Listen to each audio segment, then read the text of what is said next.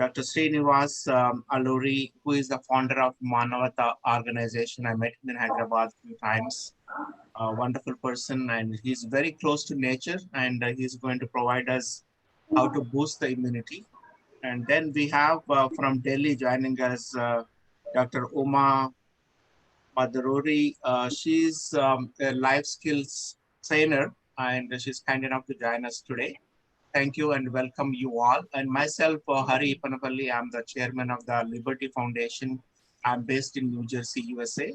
And it's about 7 a.m. for us, and we'll get started. Welcome you all and get benefited. And at the end of the presentations, you will have an opportunity to ask some questions to the presenters here.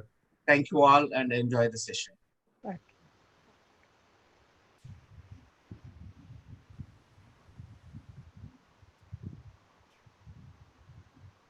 Thank you, Hargaru, for the nice introduction of the speakers. And hope you all hear me. Yeah. Yes. Okay, great. Yeah. So also our board member, one of the board members, Rajendra Singh Lambaji, he was the one who just joined some time ago. And quick introduction about him. He is a very noted speaker.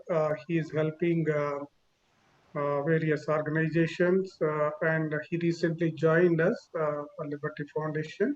So let us not take much time to introduce everyone here, but I just wanted to recognize that Dr. Rajendra Singh Lambaji. Thank you, Lambaji. Thank you, sir. So let us start the session with the first speaker of the day, Dr. Madhavi. Dr. Madhavi is the homeopathy doctor at Telangana, and she is the current COVID officer for the homeopathic 200-bedded hospital, as said by Dr. Harigaru. So, Dr. Madhavi, you like to share any PPT, or you like to just go ahead and explain, or do you Yeah, need I'll any just. assistance? Please let us. Okay, Yeah. I'll just explain. Sure, Actually, please go ahead. I'm not ready with any PPT right now. Okay. Okay, no problem. And you were, అందరికి yeah, నమస్కారం. Namaskar. ఇప్పుడు నమస్కారమే మన సంస్కారం. Yes, yes. I'm Dr. Madhavi, homeo doctor, BHMS. So I did my graduation from Government Homeo Medical College at Telangana, and now luckily I'm working in the same college and hospital in the Telangana at Ramantapur, Hyderabad.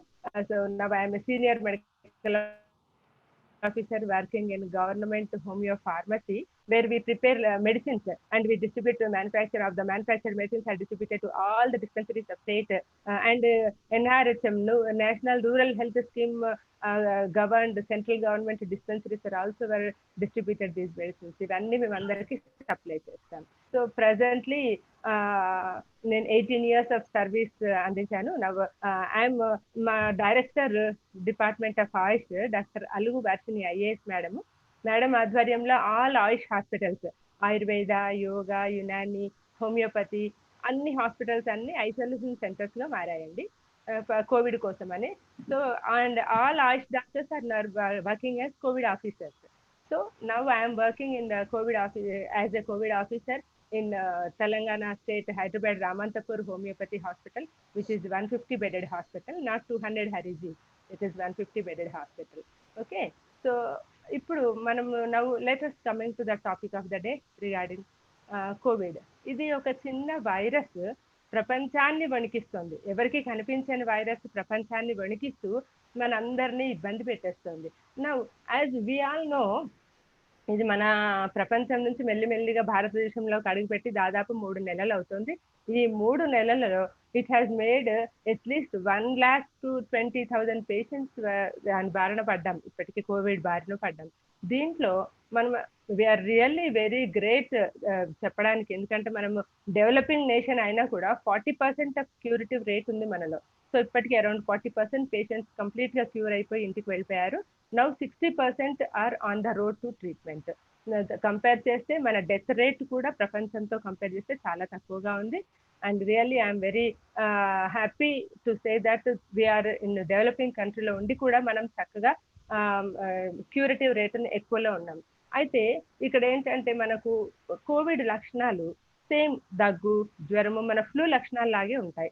దగ్గు, జ్వరము, ఒళ్ళు నొప్పులు, fever, temperature కొంచెం ఎక్కువ ఉండి ఇవన్నీ flu లక్షణాలు లాగే ఉంటాయి. బట్ ఇక్కడ స్పెషాలిటీ ఆఫ్ కరోనా ఏంటంటే రెస్పిరేటరీ డిస్ట్రెస్, ఆయాసం, రోజు రోజుకు బ్రీతింగ్ డిఫికల్టీ ఎక్కువ అవుతూ ఉంటుంది. ఇలాంటి లక్షణాలు ఉన్న వాళ్ళు ఎవరైనా సరే నియర్ బై గవర్నమెంట్ హాస్పిటల్స్ కి వెళ్తారు.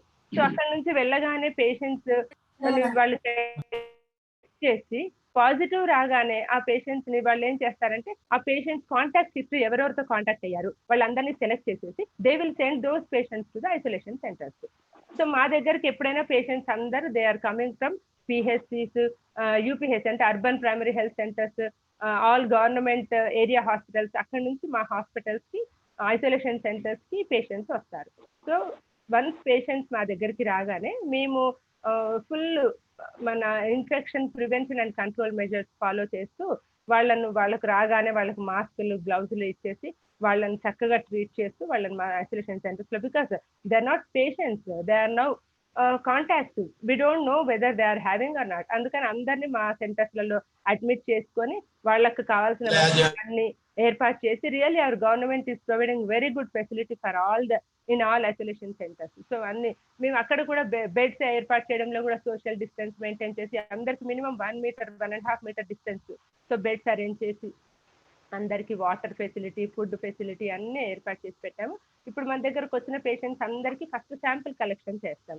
శాంపుల్ కలెక్షన్ చేసేసి ఇక్కడ మేము మొత్తం superintendent of the hospital, nodal officer, DM and HO గారితో, మున్సిపల్ వాళ్ళతోటి, పోలీస్ వాళ్ళతోటి, plus nodal officer for corona, వీళ్ళందరితో కోఆర్డినేషన్ చేస్తూ మేము శాంపిల్స్ కలెక్ట్ చేసేసి అన్ని టెస్ట్ సెంటర్కి పంపిస్తాం.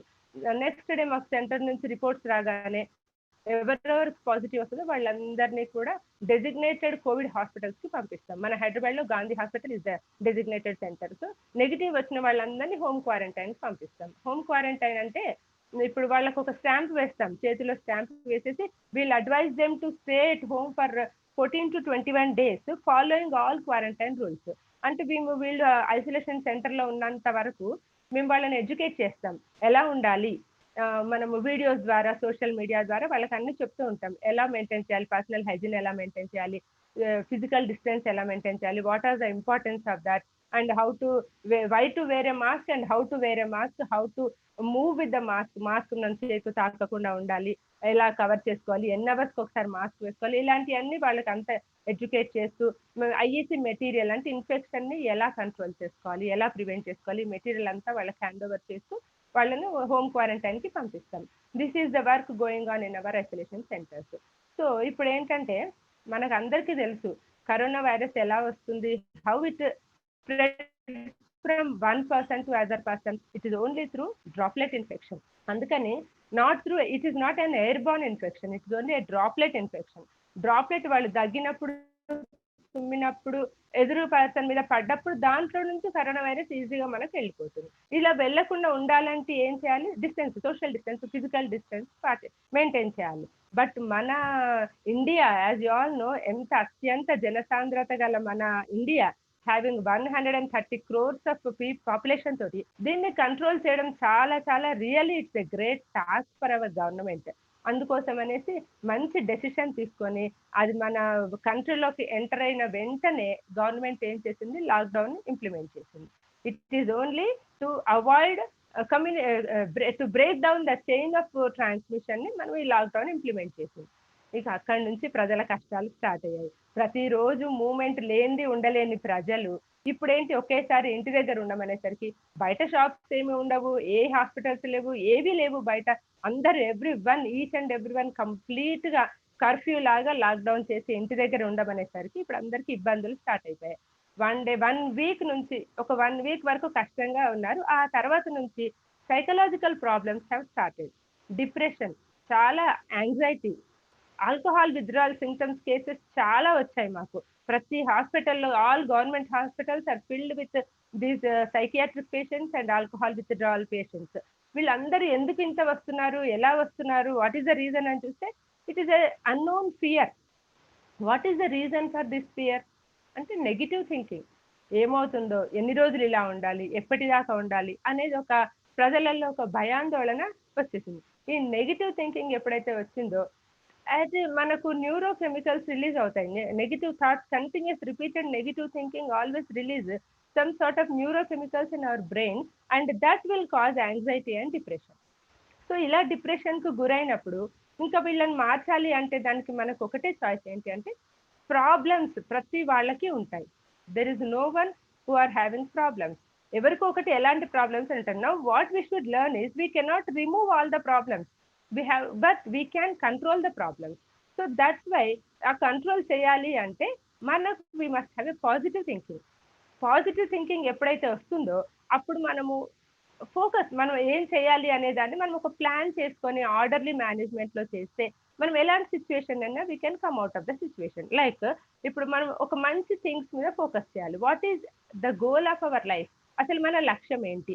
ఒక్కొక్కరికి ఒక్కొక్కటి ఉంటాయి. కొంతమందికి ఫ్యామిలీనే కావాలి, కొంతమంది వర్క్ కావాలి, కొంతమందికి ఫ్రెండ్స్ కావాలి, కొంతమందికి care giving, and some people likes volunteering. ఇట్లా ఎవరికి ఏ ఫీల్డ్ ఇంట్రెస్ట్ ఉంటే ఆ ఫీల్డ్తో మనము ఇప్పుడు వర్చువల్గా see how we are all meeting now like that వర్చువల్గా కమ్యూనికేట్ చేస్తూ మనం బిజీగా పెట్టుకోవడానికి how best we can utilize our time in a productive way అనేది ఆలోచించుకుంటూ చేయాలి. ఇలా పాజిటివ్ థింకింగ్ చేయాలి అంటే మనకు there are lot of choices, people are having choices and we depend, there are no only we can have we can what do you call choices ఉన్నప్పుడు మనము ఏది చాయిస్ తీసుకోవాలి అన్నది ఇంపార్టెంట్. మనం ఒకసారి చాయిస్ తీసుకుంటే దెన్ మనం ఇంకా దాన్ని డిపెండ్స్ ఆన్ ద మనం దాని చేతిలో ఉన్నట్టు. Choice will not allow the chooser to next live it. అందుకోసమని ఇప్పుడు సపోజ్ మనము సోషల్ డిస్టెన్స్ మెయింటైన్ చేయాలా, ఫిజికల్ డిస్టెన్స్ మెయింటైన్ చేయాలా, ఇమ్యూనిటీ పెంచుకోవాలా, మనం ఇప్పుడు బయటికి వెళ్ళాలా, బయట అంతా రోడ్లు ఎట్లా ఉన్నాయో చూడాలా. స్పెషల్లీ యూత్ రియల్లీ వాళ్ళు ఎలా అంటే మాకు ఇమ్యూనిటీ ఉంది, this corona will not do anything for us, it is only affecting older age people or very young people, ఇలాంటి ఇంప్రెషన్లో ఉండి యూత్ అంతా బయటకు వస్తున్నారు. దీంతో ఏమవుతుంది, స్ప్రెడ్ ఎక్కువైపోతుంది. సో మనకిప్పుడు మనం కంపల్సరీగా కరోనా బారిన పడతాం. Madhuri garu, excuse me. There are some people who don't know Telugu. Okay.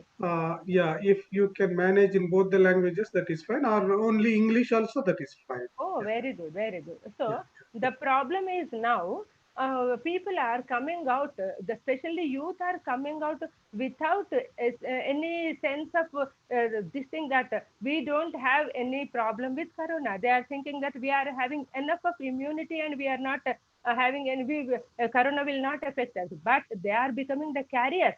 They are unnecessarily spreading the infection without their knowledge. They are spreading it to the older people of their house and younger children of their house. And in such a way, the corona has started spreading everywhere. Now, we all know that we have come into the 4th stage of lockdown. That is, there are so many relaxations and everybody is coming out. So some sort of psychological problems have come down. But now we all should learn to live with the corona. How to live with corona? What are the things we need to learn to live with corona? We should compromise now because our economy is going down. We cannot stay so long at home. So we have to come out, we should work. But at the same time, in order to live with corona, as a homeopath, I want to suggest that you all please take Arsenicum album 30 potency, a homeo medicine as a preventive and prophylactic medicine for corona, daily 1 dose for 3 days. This should go for once in a month till the corona completely go away from the world. Everyone should take once in a month 3 doses. So, and the one more thing is, in order to gain mental health and in order to get immunity, we all need to start doing breathing exercises, respiratory exercises, because the main point of attack of corona is respiratory system, and respiratory system includes nose, mouth, lungs, pharynx, larynx, and lungs. Lungs is the main target point of the corona. So if we give enough breathing exercises and improve our lung capacity to withself with the attack of corona, then not only corona, we can protect ourselves from any sort of virus. So that is the reason everyone must follow 5 exercises of breathing called pranayamam. Basarika pranayamam, Kapalbhati pranayamam, Anulom Vilom pranayamam, then Brahmari pranayamam, and finally Omkar pranayamam. These things will take only 15 minutes. Every one of us, as soon as we get up from the bed after going for the nature calls, we should follow the pranayama for 15 minutes. Then followed by we all must take an exercise for from 15 minutes to 30 minutes. This will definitely give us a boost for our immunity. Once if this is done, this pranayama is completed, we all should make it as a mandatory in order to live with the corona. Once this part is done, then we should go for food. What is the food we need to take in order to control this corona? There are so many immunity booster foods. We need not go for any special food. These are all available in our day-to-day life. But what are we, all these days we have neglected such sort of food. That things we should follow now. We must take sprouts early in the morning, and we must take salads. The special and important thing is we all must avoid sugar, we must avoid junk food, we must avoid oil food. When the person who is avoiding all these things and taking this, we can follow, taking this will definitely improve the immunity. There is one Ayush mantra like in our department, we are telling some immunity booster points as Ayush mantra. One thing is we call it as kashayam, hot water juice, which everyone, if take early in the morning, it definitely improves one's immunity system. This is a very simple technique of boiling water with pepper, ginger, jaggery, and haldi, turmeric. So a mixture of these things, if one starts to take at least 100 ml, then that is more than enough to have a good control total day. In the afternoon, we must take a good diet having full proteinous and balanced nutritious diet, which again improves physical and mental health. The exercises releases endorphins and controls your anxiety, and the food improves the immunity. So these two things, that is why is very very important. We must and one more thing is we should avoid cold water drinking. Because the virus generally, when once it enters into the mouth through nose or mouth, it stays for some time in the throat. So minimum incubation period will be 2 to 3 days. It will stay in the throat. So whoever will have this cold, cough, or any symptoms in the initial stage itself, they must start doing gargling with warm water. They must start doing steam inhalations. This will definitely throw away the virus. Not only corona, any virus or bacteria will be thrown away from the gut. So this is very, very important. And one more thing is we must always follow to take lemon and honey mixed water, lukewarm water. That is also a very good immune booster. And finally, the important thing is rest. One must have at least 6 to 8 hours of sleep a day. That is most important. And one must think very much important thing nowadays is people are coming with complaints of sleeplessness. They are asking us to give some medicine for sleeplessness, and they are forgetting that the technology which they are using them is becoming the reason for their sleeplessness. So all of you, please be careful in practicing that. We must avoid technology minimum 1 hour before sleep. We should keep all cell phones in a mute mode and keep it away at least 1 hour before sleep, and make it a habit of taking golden milk. That is milk boiled with turmeric powder in at least 100 ml of milk boiled for 5 to 10 minutes. If one consumes that milk, we will also get very good sleep, and it is a very good immunity booster too. The total mind and body will be in a relaxed state for the total night, and it gives after a period of rest also, it gives for 6 to 8 hours, it will rejuvenate the energy levels. So these are all the things we need to learn to live with corona in a productive way. So we must act wherever we go. We must follow the rules of authority to avoid the to break the chain and to avoid the virus to attack us. So we are all getting SMS nowadays, but learn and keep it in the mind. SMS, S for sanitization, M for mandatory wearing of mask, and S for following social or physical distance. So please note it down, SMS. This is very, very important to follow in the present day to live with corona. So friends, stay safe and stay healthy. Thank you. This is Madhavi.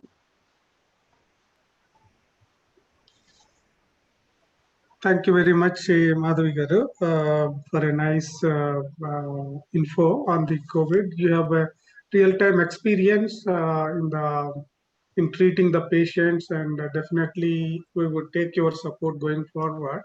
This is first of our series in the web series, first of our sessions. So we definitely continue the sessions, and kindly wait for the Q&A at about 5:30 p.m. so that there may be some questions from people. So now we continue with Uma Garu for the next session. Uma Garu is a life skills trainer, and she is also motivator, counselor, especially for the youth. So we are very much fortunate to have her as a speaker today. Umagaru, you like to continue and take up you know, your session, please. Yeah, thank you, Ram Garu, for the introduction. And I need the PPT if you can. Can you display the PPT? Hello? Yeah, you can share the PPT. I have to share it. Yeah. Oh, then I'll take a minute for it because I thought I had mailed it to Ram Garu. Ram will share. Okay. No. Wait. I'm Okay. sharing. I already have it on Yeah. my. Okay. One. Okay. Okay. So good afternoon, friends. Once again, welcome to this session of managing your thoughts.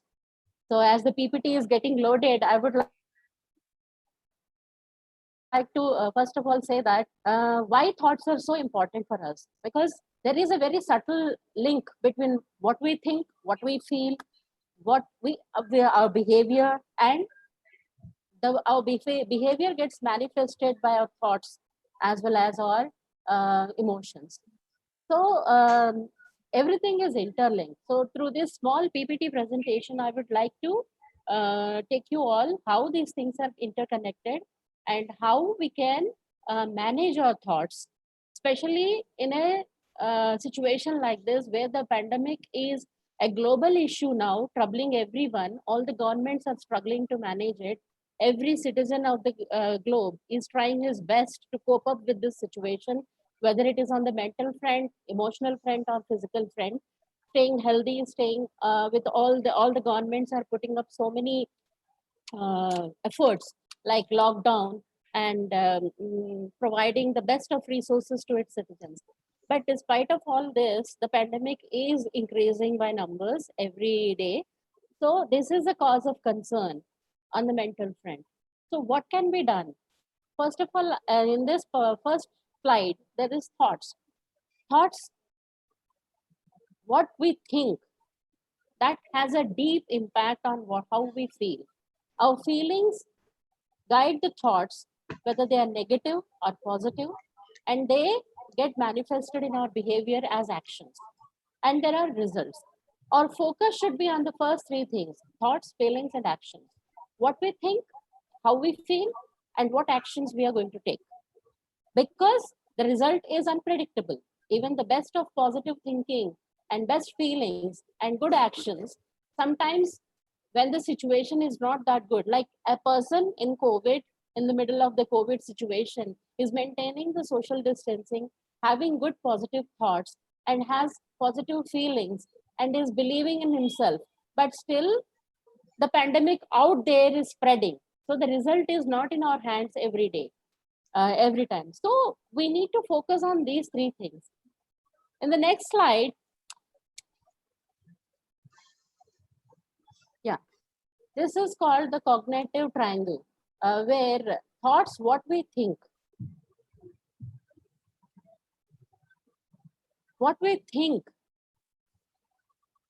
has a direct impact on, this is interconnected. If you follow the arrows, you can see that what we think influences how we feel also, how we act.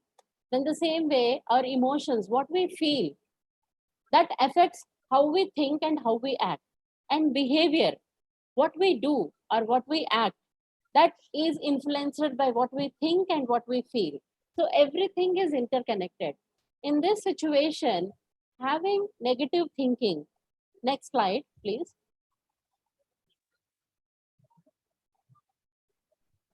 It will be clearly visible in the next slide. Here, negative thoughts. For example, we have a negative thought that I am confined to my home. I'm not able to go out. I'm not able to live an active life as I used to be. So the emotion which is carried in our heart is sadness. Then physically, what do we feel? We feel dull, we feel lethargic, we feel low in energy because we are unable to perform what we are supposed to do. So these negative thoughts drive us to have these physical sensations.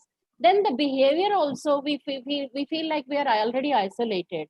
We feel lonely, we feel depressed. At times, self-esteem is very low because we are unable to express our own feelings.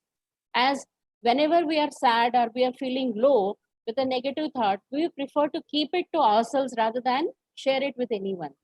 And especially if you are in your home, especially with the youth, when they are confined to their homes, the only medium is social media where they can interact with their friends and share their thought process. But the active energy in their bodies where they have to physically meet each other or physically be in the scene, and also attend classes or do whatever your daily routine you were doing earlier before the lockdown, being unable to do all that in virtual social media interactions and restricted uh, physical activity, it it leads them into social isolation, emotional as well as mental isolation. They prefer being alone in their own rooms, and they prefer, and by doing that, the consequences are again they're missing quality time with friends as well as family. They're unable to share their emotions, they're unable to share their thoughts, and again that triggers more negative thoughts. So if you see, it is a chain, it's a chain reaction. So to breaking this chain is very, very crucial. How do we break this chain? We need to insert positive thought process. What is insert? Because at times when we realize that yes, these negative thoughts are driving us into emotional low point and our self-esteem is going down, everybody can recognize it at some point or the others. Thoughts cannot be controlled because thoughts are like those mischievous kids who keep on popping up. So if we try to control them, more thoughts are going to come. Instead of that, diverting those thoughts with a spark of positivity can break this chain. For example, there is no set routine, lockdown. You can specially design a routine for your own self. Explore the hobbies, explore the new things that you can do when the pandemic is there, when you are restricted. Explore your own self. What exactly you wanted to do something earlier, with your busy schedule, you are unable to do it now. Read some good books. There are PDFs of books. You don't have to go to a library. Now they're offering Amazon and all. There are many websites which are offering very good books. You can chat with your friends on different topics. You can debate. You can enlighten yourself. You can read. You can also attend webinars. There's so many webinars happening. You can attend those webinars. You can share your thoughts. You can also contribute in the sense youth have a lot of energy. They have, and they are very good problem shooters. If there is a problem, they are the best people who can find a solution. And India, there is abundance of youth. WHO, more than half of our population are adolescents. That is huge human resources. And I'm proud to say that these youth have the capability, have the potential to give us a very good direction, a very good solution to any kind of problem. So they need to explore, tap their inner energy and divert their attention towards the finding a solution, explore their own self and see it in a different view, different perspective, not confining it to individual selves. Because in the next slide, if you see, the next slide, please. Yeah. The you're not just a body, you're not just a soul, you're a spirit, you're a mind. All these four entities make the you, self. So even if you physical, there is a physical restriction on you, you cannot go out. But there are three other things which you have, three entities, the soul, the spirit, the mind, which can actively guide you to control the physical self also. What we think, our mind is like a computer. Whatever we feed in it, that is displayed in our actions, that is manifested in our actions. We condition ourselves that this I can do, this I can't do. This is my comfort zone. I have to go out and I have to follow my routine. Anything disturbs that, we feel agitated, we feel a lot of anxiety, there's a lot of irritation, because adopting yourself to change is very difficult. But with youth, they have this wonderful wonderful personality, wonderful youthfulness in them, where they adopt easily. If you see small kids, they can easily adopt to any kind of situation. Same goes with youth also. They can adjust themselves. It is their priority that they do not want to come out of their comfort zone. It's not only youth, all of us, if we are habitual to living a certain lifestyle, changing that lifestyle immediately is a cause of anxiety or cause of concern for all of us. It's not easy, but it's not impossible. We can do it.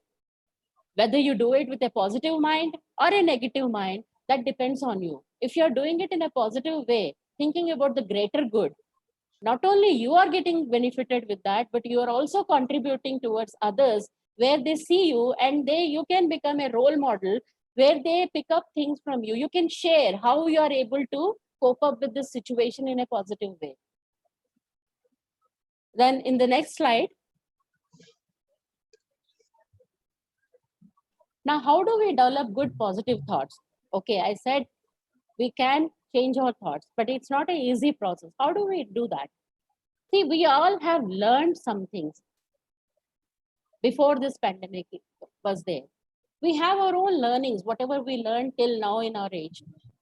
We also keep relearning, because there are changes, like we are all learning about how to cope up with COVID, how to survive in this situation, how to make the best use of limited resources that are available, so that we survive and we also progress in our life. Then this is a time when we also need to unlearn some things. What are we supposed to unlearn?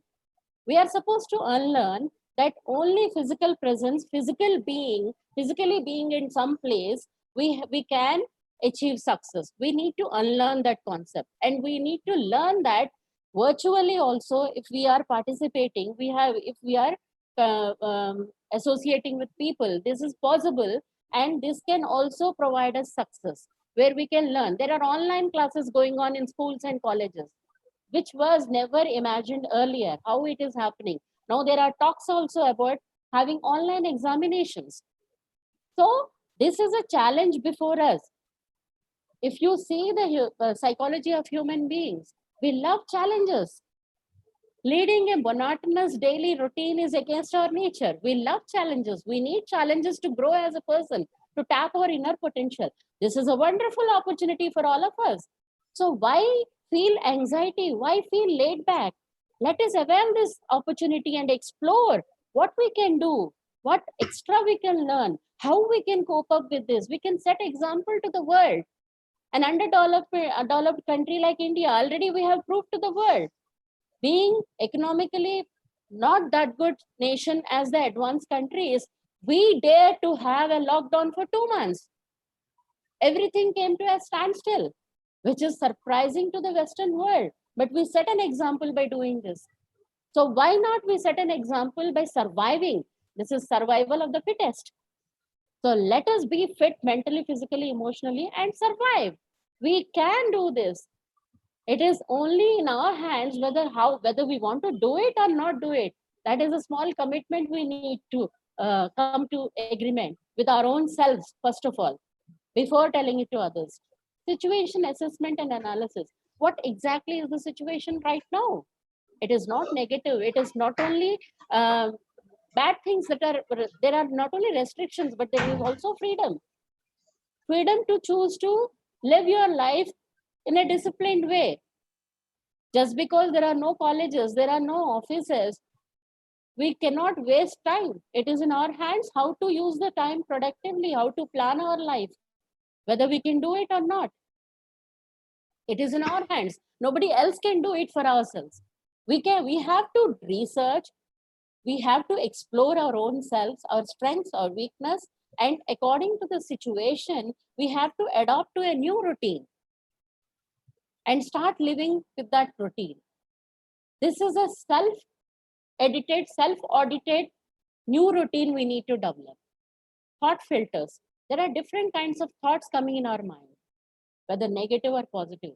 But we can set up thought filters. What are thought filters? When there are negative thoughts, the only thing you need to remind yourself is consciously that I want to focus on a different area now. Okay, there are negative thoughts. What will happen? Anxiety. When is the lockdown going to open up? What will I do? For example, I'll take the example of youth. I'm in final year. There is no notification about the exams. Whether I can give the exam online or physical exam will be there. When the exam is going to be there, what I'm going to do after final year, where I'm going to do, because whatever you planned earlier is not happening, because if anyone wanted to go abroad, even that is not possible right now because they've restricted travel. The universities are not opening up. The sessions are going to get delayed probably. So instead of worrying, you can say, okay, the thought which I'm going to insert is, this is just an example. I'll take 1 year break. I have studied so much. For 21 years, I have been studying since nursery. Let me take a small break.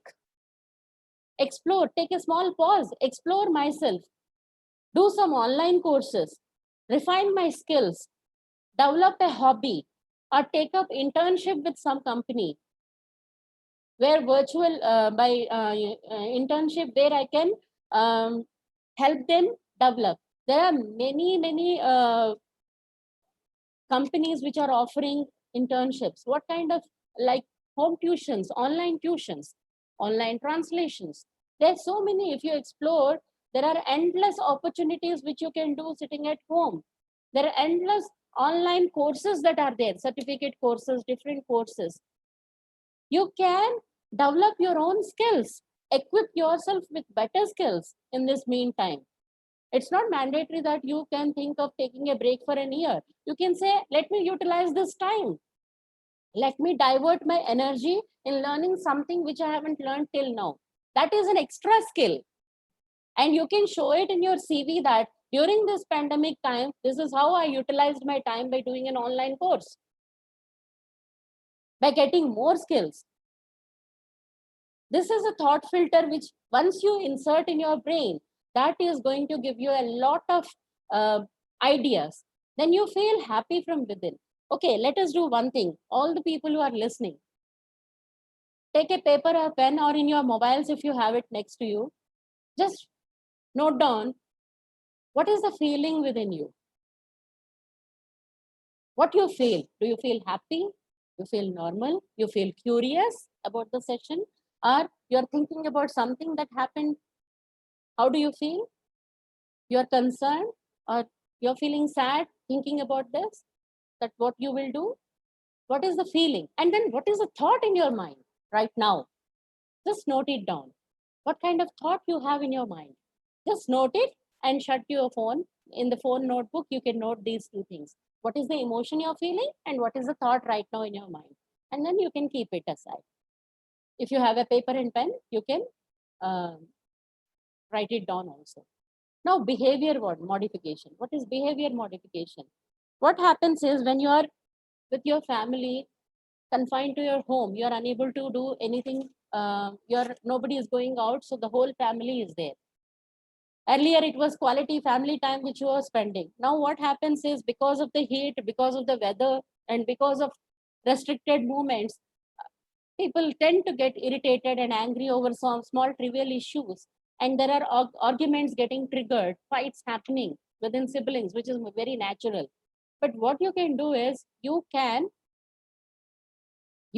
start understanding your own behavior, telling yourself that I need to be positive. Maybe for my family, if I can be in a happy mode, and if two people are having an argument, I can butt in and lighten the mood, tell a joke, or I can modify my own behavior by when I'm feeling that my anger is getting triggered. I just go to the kitchen, count 5, drink a glass of water. This is again a filter where you are interfering with your thought process, with your emotion, and again, you're ensuring that your behavior is getting modified. When you are having a virtual talk with your friends, the debate is getting heated up.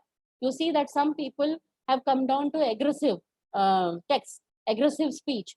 Then you can just calm down and say that, okay, this is fun talk. This is just a debate. We need not get into that ego zone, and we all are here to agree, disagree, but with respect, something like that. And you need to control your own self, because even though you are in the family, even though you are at home right now, but this behavior, once you get into that mode of modifying your own behavior, understanding what you feel, how you feel, what thoughts are there, if you start doing it right now, step by step, every day, that will benefit you in long run. When you go out into the world again after the pandemic, after the lockdown, and you will be a better person, you'll be a mature person, and this is a skill you have learned, you have utilized the time given to you, and that's a great satisfaction for your own self. It will boost your self esteem, and it will give you confidence, more confidence, that yes, I was able to cope up wonderfully. Not only that, I was also able to work on my weakness with working with on my strengths. So this is a wonderful feeling that can uplift your mood. Avoidance of sensory overload. What do you mean by sensory overload? With social media and all these things, now virtually we see that we are spending more time on gadgets, more time on social media, listening to the news, talking with people, or online classes or whatever. Our senses are recording information and uploading that information to the brain. So what happens is there is a sensory overload of information. Our sensory organs are bombarding information to the brain, and especially with a hot weather, with a confinement of physical self in the homes, what happens is at times we feel low, and all this information is getting processed. So many students and parents complain to me that although we sleep 8 hours, we don't feel fresh. We sleep by 11 or 8, and we get wake up after 8 hours, and in the morning we don't feel fresh. Why do you feel so lazy, and why do you feel so tired? Because whatever information has been uploaded, your brain is still processing. Physically, you might be in a relaxed mode, you are in a sleep mode, but your brain is working in a very active mode. That is the reason, till that processing is happening, you are not into that sleep delta mode, deep sleep mode. So what is happening? Your brain is working, although physically you are resting, you feel you are sleeping. So your subconscious is awake, and things are getting processed. That is the reason you feel sleepy in the morning. You don't feel. So as Madhavi Garu has said, Madhavi ji has mentioned this in her session, that shutting down all the gadgets 1 hour before going to sleep, that's a very good tip actually. Even I endorse that. For an average person, some people take half an hour to relax, Some people take 1 hour and some people even take 2 hours, for all those visions after you shut down your screens, for all those visions to disappear from your mind and all the information to get processed so that you can relax and go into the sleep mode. So you should explore your own self, how much time you are taking after shutting down the screens, how much time, if you have shut down your screens, how much time it is taking you to go into the sleep mode. And accordingly, you should shut down to avoid the sensory overload and tiredness. Channelizing energy. There is a lot of physical energy. You can have a healthy routine by doing exercises, breathing exercises, whatever is suitable to you, following a very good diet plan, whatever. And but channelizing energy here, what I mean is having a sense of productivity at the end of the day.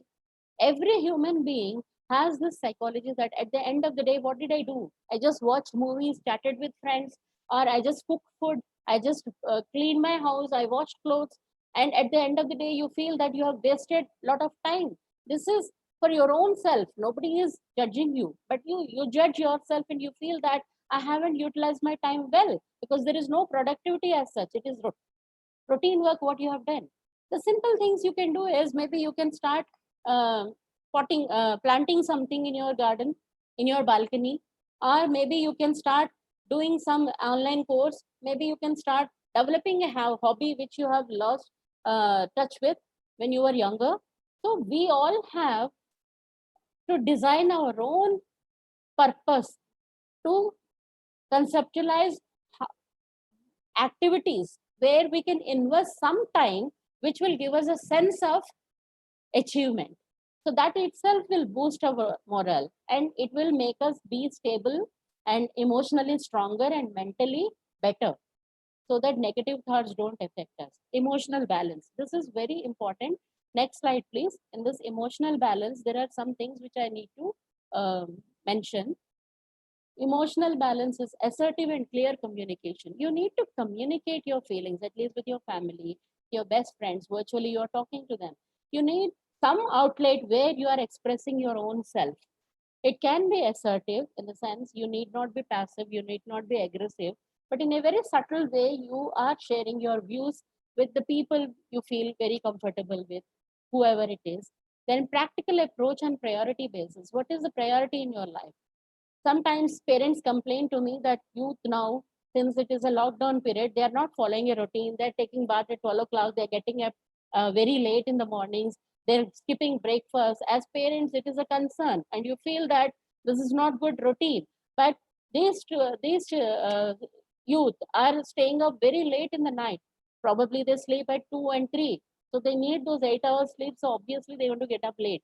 And because of that sensory overload, spending a lot of time on the screens, they're mentally so tired that sometimes they sleep for 12 hours at a stretch. So the only thing as a parent you can do is offer them a midnight snack with a healthy drink. So as a parent, you're taking care of their nutrition. You cannot change their routine, but you can include small little things like giving them a midnight snack so that they're not staying without food, and also encouraging them to take a lot of water, and also you know encouraging them to skip some days in a month, maybe one, or so that they follow the schedule even after opening up of their colleges, or they need to come and adjust to a small routine. So you need to in between remind them that okay, this is okay right now, we understand, but you need to practice this. Then organization and time management. Even though we have a lot of time in our hand, having a good routine and having a good routine with time allocated to each and every activity is also very important. As I said, positive attitude and spending quality time with yourself and with your family. It's not just with family, with friends, but your own self. There should be some me time where you are doing things which you love to do, whether it is listening to music, whether it is reading a favorite book, or watching a video, or watching a movie, whatever. That me time has to be there. Delegation of work and schedule at homes. Now I see that many women, they complain, many ladies, that they are overworking. So they can ask the help of their family. They can pitch in and start helping them out by delegating work to each other. Take up one task which you want to do daily and every family member can help, so that the burden is not on one person. Then conscious efforts with clear vision and approach. You need to be consciously what exactly you want to you want to a vision where after lockdown, how do you see yourself? Me time, I already said. Self assessment, it is related to the assertive clear communication, planning and replanning, self discipline. This already I did. I Meditation, yoga, relaxation, the next session is about that only, so I will not go into the details. So this is going to help you developing hobbies and listening to music. The next slide, please. Anger management comes when you control your emotions and thoughts. Your mode, what is the emotion you are feeling now? You remember I asked you to write down what exactly is your mode now. What is the emotion you are feeling right now, and what is the thought in your mind right now? Please jot that down and see if there is any difference. The thought has changed, the emotion has changed. How is your mood right now? And this is for your own self, it is not for somebody else. This is a small activity which I wanted to do. You can actually change your thoughts, you can control your emotion. If some of you see a changed emotion, a changed thought, so this is possible. This is what I want to say, you can change it. Next slide, please. Next slide, please. So it is not a hard task not to, you are unable to change your thought process. It is very much possible. When we align our thoughts, emotions, and actions with the higher self, we are filled with enthusiasm, happiness, hope, and purpose. Life is rich and full. This is a saying by Gary Zukav. So our life is in our hands, and we can definitely do this well. Next slide, please. The last slide is by Sri APJ Abdul Kalam ji. There is a saying which is my favorite. He says dreams. Now you all can go through this. This is a wonderful quote, and this is a truth which we all need to follow in our life. I admire this man. I had a chance to meet him and talk to him, and he has lived every moment what he preached. I have high respect for this man, and I conclude my session with this thought. Let us all carry this thought that dreams, how they influence us, and how these dreams can influence our thoughts. So on this note, I would like to conclude my sessions. If you have any questions, please feel free to ask them at 5:30. We are ready to answer your questions. Thank you so much. And all of you have healthy, stay home, stay healthy, stay safe. Thank you. Thank you very much, Uma, for a nice and wonderful thought-giving session. I think all the participants enjoyed your session very well. And there are a few questions definitely we will take up during the Q&A session. Sure. The questions about mask management and the sanitizer usage, mostly those questions were asked so far. And let us proceed with the next speaker, Mr. Srinivas. Srinivas from Manavata organization. He is a kind of a person who has given up his entire life for the service. And he has set up humanity university also, University for Humanity, UFH, in Hyderabad. And he cycled all over from London to New Delhi and all over India from Kanyakumari to Kashmir. And I think 1 hour is not enough to talk about him. But to say in one word, he is a man who is taking up the next course of action of Swami Vivekananda, and he is inspiring a lot of youth across the globe. I welcome Srinivasa Garu to give a session and talk about the topic today, boosting immunity. Who is really working on the ground with the police department of AP and Telangana. Most successful organization is Manavata, helping the police personnel in AP and Telangana, and very soon Manavata is going to serve across the country and globally. With this, I welcome Srini Garu and to take this forward. Thank you.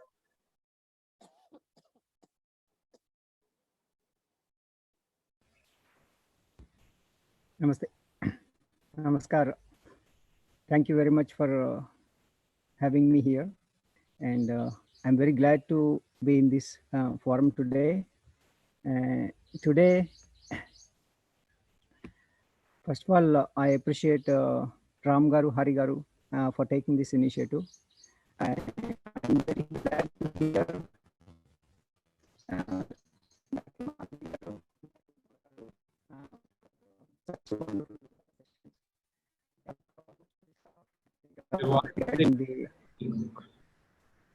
Yeah, can all of you switch off your video mode so that Srini is talking but it is breaking, the voice is breaking.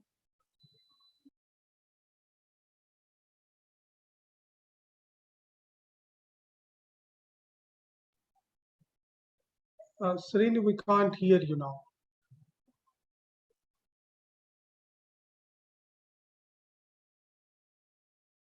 Unmute. Can you hear me? Yes, Yes, Srini. Yeah.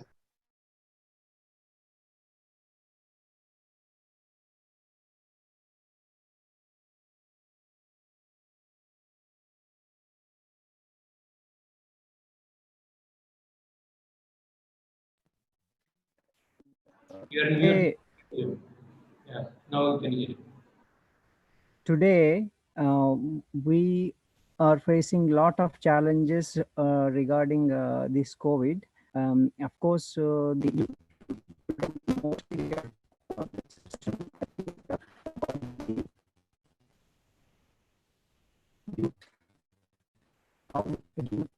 needs to take it forward.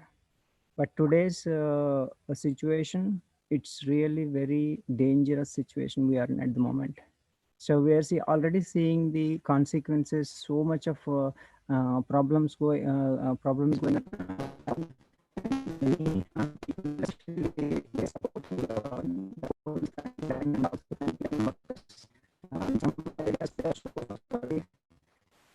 And other side, Srini, sleeping souls. sorry to interrupt you. Probably you can switch off the video so that the bandwidth might be better. And whenever required, you can switch on video. Okay, so it is breaking in between.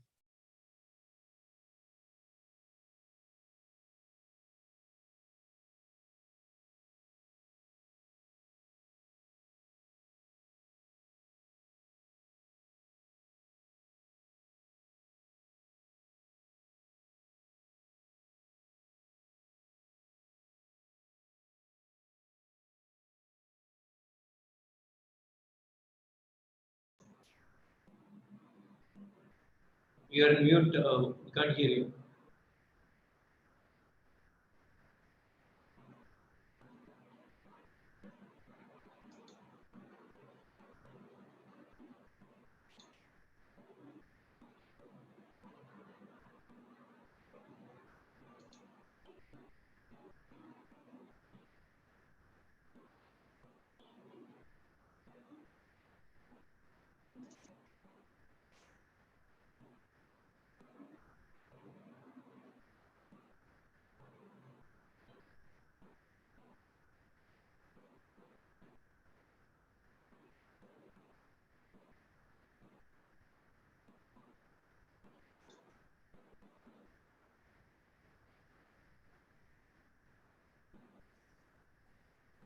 Srini, sorry, we can't hear you, Srini.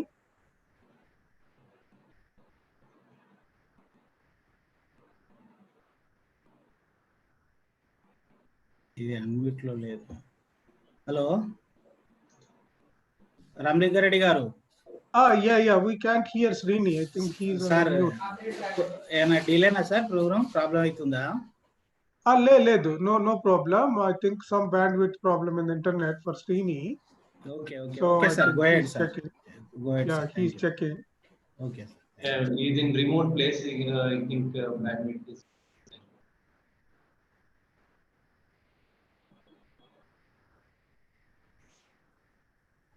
Yeah, if he has any issues, we can continue with the Q&A.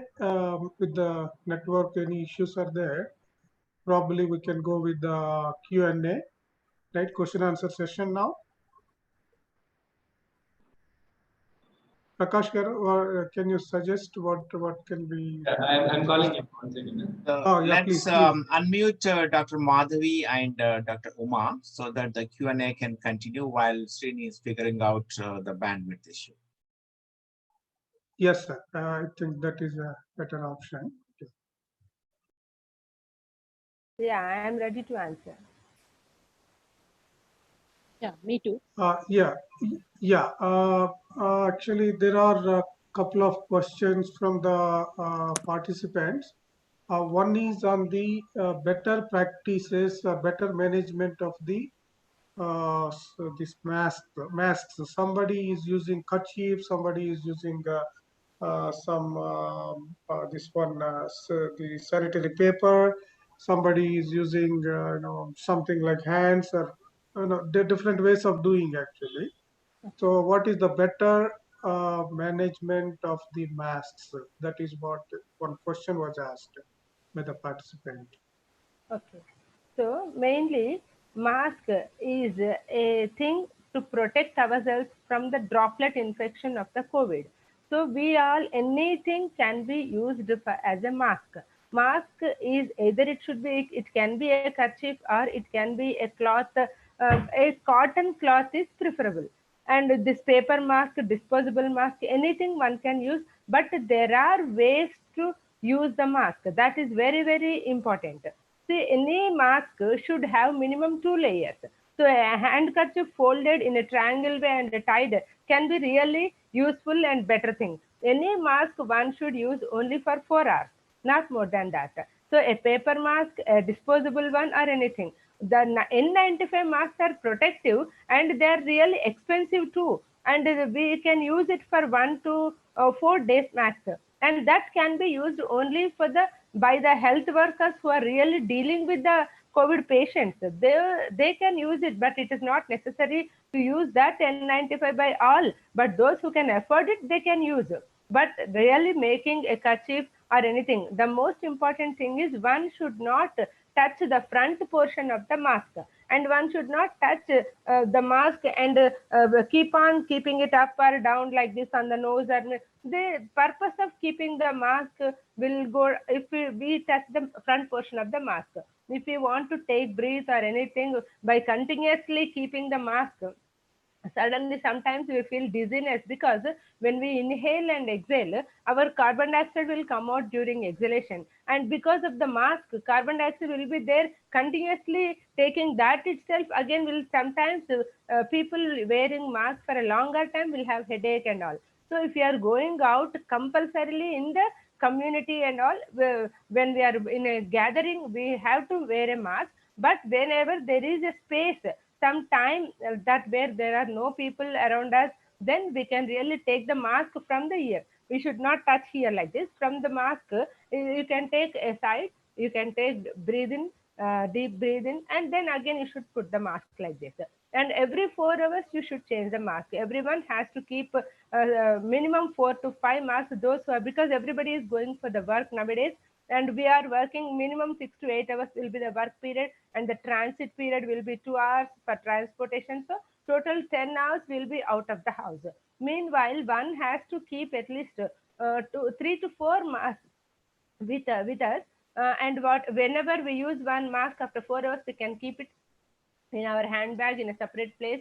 We can come home, we can nicely wash it with soap, detergent, and warm water, and we can dry it in the sun. Then you can use it again. Or else if one is disposing the mask, disposable masks are used, you should leave the mask in a closed dustbin. That is very very important, because we don't know with whom we all have contacted. And if we keep our mask on open ground, you are becoming the part of the chain spreading.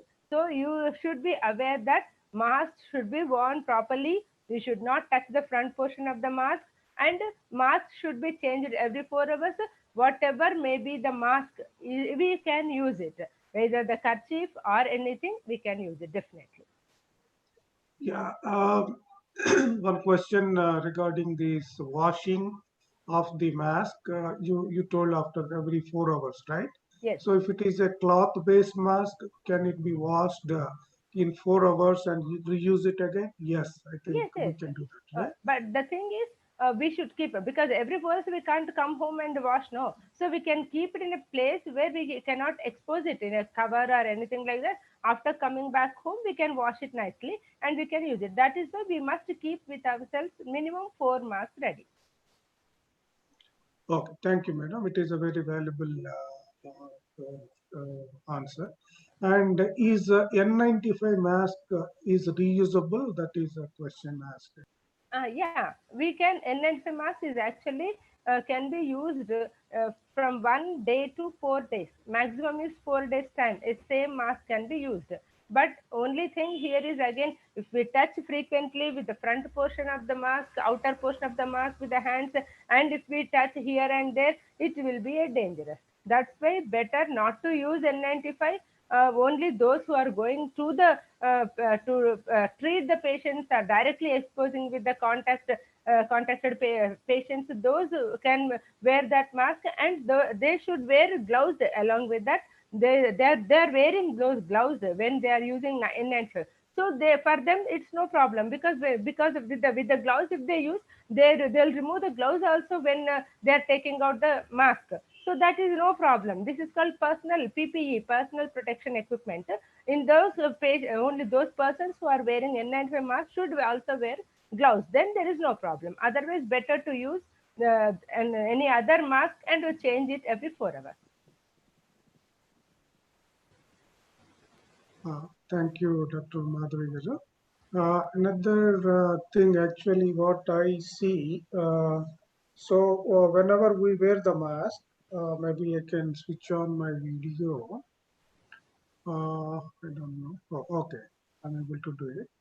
So, if the mask is there, say on our face, like covering it, um, I need to just breathe out like some, uh, air, leaving the air out and testing my mask whether it is good or not.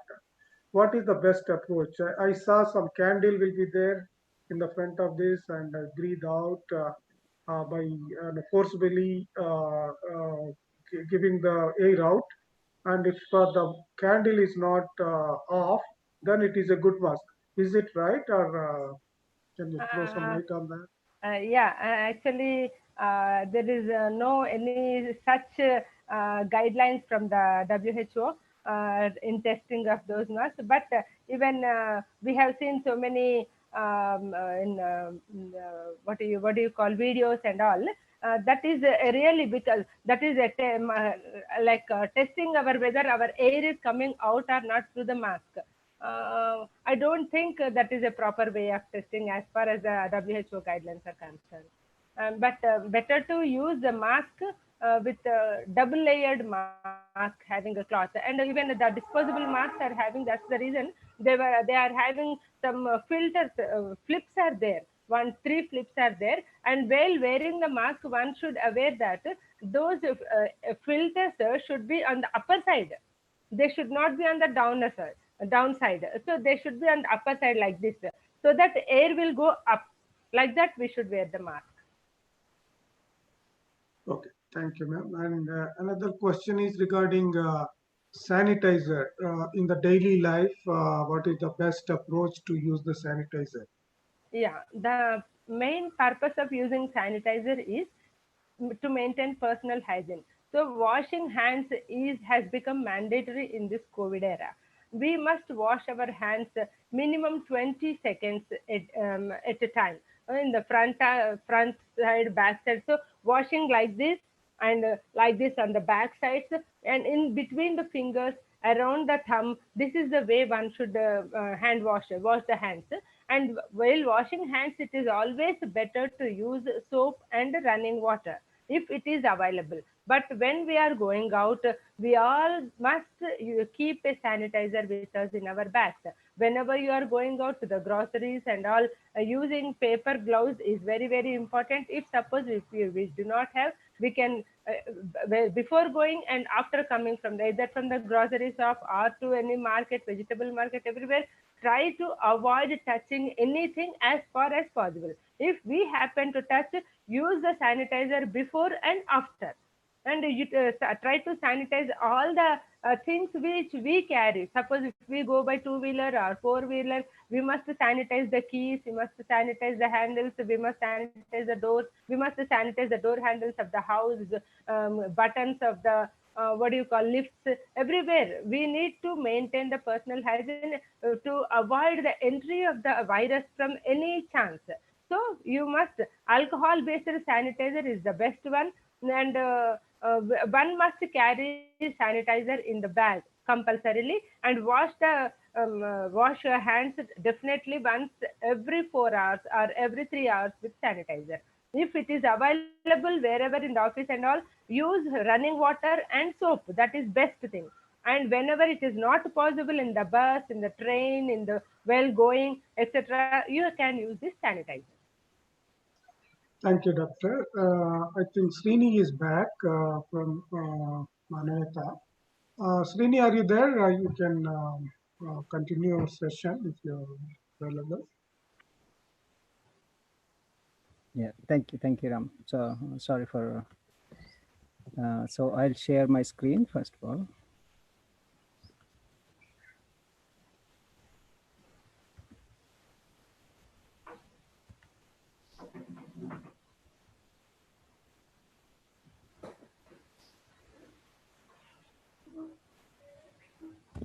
So namaste all, and I'm very glad to be here. Sorry, it's here bandwidth is very low. At the moment, I'm in Manavata Ashram. It is a remote village. It's a completely isolated and the natural place. And um, I'm very glad that Dr. Harigaru has taken this initiative from the Liberty Foundation. I appreciate his initiative, and Ram Garu for coordinating all this to happen today. And I'm very glad that I'm getting in touch with such wonderful forum, Dr. Madhavi Garu, Dr. Uma Garu. The session is really very useful, especially in this situation, giving such a valuable information, insights. It's great. And and from the past 60 days, we are working, I should say maybe 24/7, but at least an 18 hours a day work. So continuously supporting COVID-19 relief activities, trying to do our best from Manavata side. So the personally working on these activities, giving me a lot of pleasure. So in terms of the immunity, the side with the COVID control and COVID relief, like whoever has got a problem with the medically or the food wise. So this is a kind of a support we're trying to do. But the main thing is, the main concern is to going forward, it is very, very important to protect our immunity, to make our defense system strong. So we wanted to make all the people, especially the young people, take the leadership and pass on this education, the yoga for immunity, to all our. First of all, everyone must start doing this yoga for immunity and make themselves strong. It is not only just about their own the immunity. It is about the defense of the body, defense of the mind, and defense for the country. So they are the real soldiers. We are all soldiers. We must work like a soldiers, like a defense system for our country, which is very important at the moment. The people are not taking the responsibility. So those people who are laying down on the bed, please get up and sit straight. Sit straight, be happy first of all, and don't lay down. Be active. First of all, the activeness is very, very important for the immune system. They alone live who live for others, rest all dead than alive, as Swami Vivekananda says. This is the most important statement we all must remember. Every second, every minute, we must use for the better purpose, the meaningfully, purposefully. Either it is whatever the age group, doesn't matter. From one till our death, till old age, everyone must spend time, think about it, how I can help for this society, how I can be helpful for this earth, mother earth. So such kind of a thinking must be done. Why are you worried about these kind of a pandemic situations? It is not at all, it is a issue. The issue is about the humanity. Issue is about the thinking, where we are thinking. So we should change from the scratch. So the good that Corona has changed the thinking process, changed the lifestyles. So now this is a time we all must start making the positive changes in all our lifestyles. Start thinking about it. So what it has proven, if everyone take doing their work at home without using any chemicals, without using any vehicles, no pollution, and without having any thought pollution. So that means no pollution in the thought, no pollution in the environment. That is immune. You are the healthy. That's it. So that is where we need to protect the whole Mother Earth. So it is not just protecting ourselves. We are the part of the whole. So we should protect all. That is why we say Loka Samasta Sukhino Bhavantu. So every minute, every second, we all must think about, first of all, start thinking about the next person to you. Start thinking about how to protect the old people in your house, how to protect your own parents, how to protect the small children, the young people, young generation. Start working on this project. The online classes, all these learnings, without using the knowledge, without taking your knowledge into the action, that is useless, as Adi Shankaracharya told. We all must start using our knowledge for the right purpose, and every second, every minute must go into the productive stage. So I want every Indian must start working on it, and India as a guru of the world. So we must start doing work on the grassroots level in a real sense, living close to the nature and implementing our culture, which is actually Corona is teaching about our culture. Namaskara. And Corona is teaching about our principles of the hygiene. Wash your hands, wash your legs outside before entering into your home. Everything, whatever Corona, the principles, COVID principles are there, it is there in Indian culture. So we must start thinking from the scratch and change our lifestyles. And every step we do, whatever we eat, whatever we think, whatever we talk, everything must be sanitized. It is not only just hand wash. It is a washing from the scratch. So that is where we must start thinking about it. And this lifestyle change is very important. The currently lifestyles are becoming very, very negative and too far from the nature. So bring yourself close to the nature.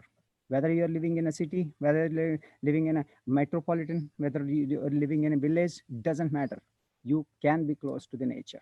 You can live with up to the proper dinacharya. So what is the gist of the immunity? The very first thing, our mission is basically to create healthy, happy, and harmonious world. So what is your mission? You all wanted to have the health, happiness, and harmony, isn't it? So everyone's mission is same thing.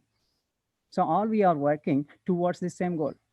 What we are working, we are all humans. So basic human principles, truth, non-violence, equality, and selflessness, those kind of things must come into the reality, must come into the practice. So once you get the humanity is a problem now. Currently, the situation is Corona is not a problem. Corona is a cure for this world. The humanity, the inhuman behavior is a problem. So one person is suffering, and people are running away because they wanted to save themselves, but they don't want to help. So such a kind of a inhuman behavior is happening at the moment. So many people are suffering, or so many struggling for the with the hunger. The people are doing the parties. They see the strange. So they don't have heart to feel, head to think, and hand to work. So these are the three H. The Swami Vivekananda explains about. We all must start thinking about having this three H: heart to feel, head to think, and hand to work. So once you have that feeling, yes, I must feed this hunger. So where will you have the time to sleep? Where will you have the time to do the play with the gadgets and laying down on the bed? So that is why the Abdul Kalam says, dream, dream, dream, the dream which can, which makes you to not to sleep. So such a dream we must have. So such a dream, every youth must have that kind of a the vision. The goal or the vision is not about your own personal achievement. It is about the loka sangrahartha. It is about the welfare of the world. So what do you want to do the best? So that is what actually every youth must start thinking about it. I want to have the leadership from the every young person. If you are not taking the leadership, you are not youth. Youth means the highest energy, the highest responsibility. So when that highest responsibility comes from this highest energy, then that makes the lot of difference. That is why youth must come start taking the responsibility. So in terms of the teamwork, yes, we all start working as a team for the COVID relief and COVID control. These two are the important things. Strengthen our immune system for the control, and do not pass on this COVID to the next person. How? It is all about the isolation. It is following the basic principles, the social distancing and the not touching anything. So that is about our own principles. When we are taking some dikshas within our culture, we have the same kind of principles, not to touch. So unnecessarily avoid all unnecessary travels. So making focusing on the things which you can do best for others, helping people around, not only people and all the beings. And most importantly, how you can make the immune system better, close to the nature, close to all the trees. So you must expose. Oxygen is the best medicine for your health. And the sunlight, the early morning red sun, you must see. That means you must get up before sunrise. So that is very, very important. These are the basic things like the dinacharya. So immunity is not something like a drink you can drink and then get the immunity. No, it is not one day work. It is a continuous process. You must continue improving it. Change your lifestyles. So if you can't change your lifestyles, nature will force you to change. That is more painful. So immune system, what is the immune system? You all know this is a protection, basically. It's a resistance power. It is your inner defense. But corona is a mutation. It's multiple mutations happening for different people. But when you have the strong immune system, when you are able to develop, that will you cannot do anything. But at the same time, we must remember young people. Whenever we have our immune system is strong, yes, you can uh, get on with that.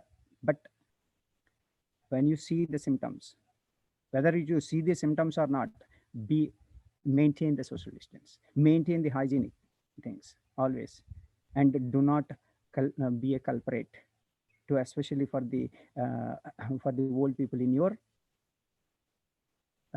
house. And then so mainly the physical body is concerned. So there are two things: the bone marrow, the T cells and the B cells. So these are the two things which you need to improve. For that, so very simple things, the pranayamas, and there are few asanas are there, but there are the immune killers. Even if you are improving, you should not do any immune killing work. Immune killers are also, I'm going to focus on it. But this shows very simple, the pictorial representation about uh, uh, the the high level, the adaptive immunity. So the regularly you must keep improving your T cells and the B cells, especially to improve the cells and the blood. All that you need to eat well. The mainly for the lymphatic system, most important thing is the activeness. If you are lazy, your immune will be weak. So always be active, be working. So that is very, very important. Not only just doing 1 hour exercise, that anyway you must do. Mainly stretchings. The stretching exercises are very, very important. So that is why we do asanas. The warm-ups, asanas, those are very, very important for every person, every age group. This is very, very important for especially young people. The dynamic yoga. So you must be dynamic, you must be active all the time, except the night time you sleep. And we all must remember our body is very closely connected to the nature, sunrise and sunset. After sunset, do not eat. Very, very important. When you eat, that is one big brain killing and immune killing habit. So sunrise, after sunset, if you eat, that makes you sick.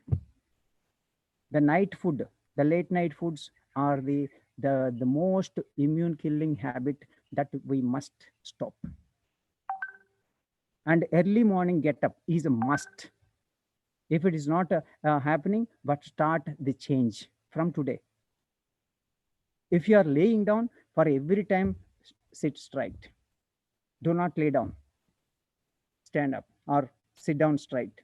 Always sit straight. When you are working, sit straight. That is very important. But your spinal must be active and keep flowing the energy flow within the prana shakti within your body, which is very, very important. So here they follow the natural phenomena. For example, the now acquired immunity. So my main thing is the active immunity wise. So you must be close to the nature and always give the chance for body to fight. If you had any kind of a small flu or small kind of a, issues, and be isolated and be there with the naturally give the chance to the body to cure by itself. How? Just by drinking the warm water and staying fasting. So those kind of a basic, the fundamental principles, if you do, then you are not feeding the virus. Your immune system start acting, and your inner army start learning the fight, how to fight. They know. If you are not giving the chance and putting the tablets and a lot of antibiotics from the outside, your own immune system is sleeping. So that is why for every small problems, try to heal naturally, which is very, very important. So of course, so in terms of the your daily routine, you must cultivate. How to cultivate? Basically, spend your time for growing your own food naturally, organically, which is very important. Whatever the space you have, you are living in apartments, you are living in anywhere in cities, urbans, and if it is in village, or if you have a farm, it's fine. But even if you do not have the farm, even if you are living in a small apartment, you can still grow soilless technology, soil, soilless the food. All those are available. So you make your kitchen garden. You start growing at least the immune boosters like methi leaves or some green leaves. Regularly you can supply to them. Whatever the age group here, all children must learn, all the youth must learn, start cultivating.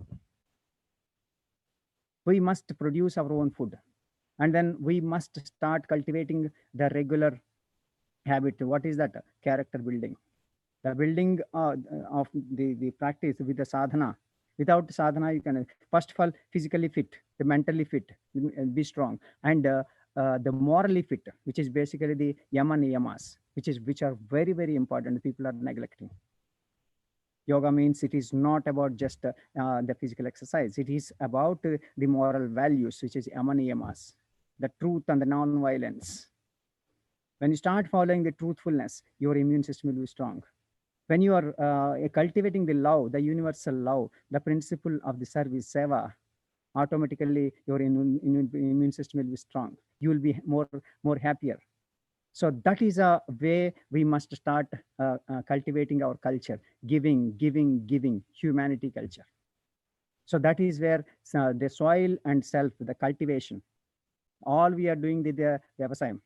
What is that vyavasayam? The cultivation, cultivating the mind, soil and the self. So that is what every person, everyone must do, whatever the age group, even old people. Start cultivating, start practicing. So everyone ethically grow your food, non-violently, without any chemicals, organically. Grow your own food, eat non-violently, live non-violently. Non-violence is a great immune booster. And next, the yoga for immunity, what are the benefits? You get the determination, dedication, and the devotion towards the duty. That is a important aspect of the duty. That is why in Bhagavad Gita, yoga karmasu kaushalam, Sri Krishna Paramatma tells. So in every work you can excel. So that is why you practice the Raja Yoga. Yeah, every day spend time for yourself to make that discipline. So that discipline will give you this 3D. That 3D is determination, dedication, that the devotion. Should have a devotion in your heart. Devotion towards this Mother Earth. Devotion towards your mother and father. Devotion towards our country. Devotion towards that Almighty. So that makes you a lot of difference in your life. And then 5 C's: the confidence, concentration, then compassion, courage, and consciousness. Living consciously. In every moment, you must be conscious. Do not be absent-minded. Do not lose the focus from your the sight of. Do not lose the sight of the goal. We always remember what is our life goal. To work towards that. Work towards that. So whatever the situation it is, but we cannot lose the focus from our goal. So that is one of the most important characteristics. We must build consciousness. That is one of the advantage of yoga. By practicing yoga, you can live with the consciousness every moment. And then it cures many common problems. When you start doing the regular continuously yoga sadhana and the yamanimas, asanas, pranayamas, especially the kriyas, so then your immune system start building up, and at the same time you will develop all these things, and it strengthens the 3 S, the strength, stamina, and then you will also develop the stable growth of work performance. So in your work performance also, you keep growing. You can do more. You can take more responsibility. So that is why you grow your leadership. And the next thing is the 3M: the motivation, the mindfulness, the meditation. So this is another wonderful benefit of the daily practice, daily sadhana. So that is why do not neglect your daily sadhana, which is most important, and it improves the overall health. The next important thing is I summarized very simply. You can just have a look at this simple slide about yoga for immunity. Many people talk about the yoga, but many people think about this yoga is just doing some exercises. They think that compare with other exercises. No, there is no exercise in the world can replace yoga. Yoga means it is a complete lifestyle. Yoga means a dinacharya. the proper disciplined life, disciplined the schedule. You must get up before sunrise. That is very, very important. Brahma Muhurta. From there, start kriyas, cleaning activities. Your respiratory system must be clean, and your digestive system must be clean. Without the cleansing, you will not get any immunity, any health. So that is why very, very important aspect is cleansing. The cleansing can be done. There are Shat Kriyas given, 6 Kriyas in yoga. So one of the Kriyas is Jalaneti. Do 2 times. Cleaning your nostril 2 times. Similarly, early morning Ushapana, 6 glasses of warm water, drink, clean your bowels. Complete clean. That means nothing should be there, complete cleansing. So that kind of a cleansing, that kind of a hygiene, inner hygiene must go. It is not only about the washing hands. We are now coming to the basics and educating people to just wash hands in the corona situation. But it is the much more higher the culture we have in yoga system, the cleansing the whole body, complete inner hygiene. So such a wonderful technology, the kriyas, which Shat kriyas have given us. The start cultivating the simple kriyas like Jalneti and LSP, Lagu Senka Prakshalana. Very, very simple techniques. 1 minute techniques. You don't need to spend much time, just 1 minute techniques. 1 minute in the morning, 1 minute in the morning, evening. This is very, very simple techniques. Jalneti technique with the Jalneti lota. You do very simple warm water with salt. Nothing much required for you. No investment. It's all about just cleaning your nostrils with the warm water. It is very important, and keep it clean, and that will help you to get rid of many virals and many common head related problems: cold, cough, headaches, throat pains, throat infections, lung infections, sinus, migraines. All that problems you can get rid. Especially the people who are suffering with the problems like diabetic, they can really uh, get benefit out of this very easily, because they get more oxygen supply and they can improve the health quickly, which is very important. And next thing is the pranayamas. So of course, before pranayamas, we always do our warm up first, breathing exercises, and then get ready. The kriyas are very important. Without doing cleaning, if you're doing pranayamas, you won't get that much benefit. That is why you must clean your nostrils before you do the pranayama. Then you get the highest benefit, even asanas. So that is why first do the kriyas, then Surya Namaskara asanas, then pranayamas. Pranayamas, 5 pranayamas I have given here, which is already Dr. Madhavi Garu mentioned in her summary. It's great. So the same, the Kapalabhati 2 minutes, and then 3 minutes of Bhastrika Pranayama, Nadi Shuddhit 4 minutes, and Ujjayi Pranayama 1 minute, and Brahmari Pranayama 2 minutes. And then make a peaceful mind and make the peace in you and peace in the entire universe, and do the universal peace meditation.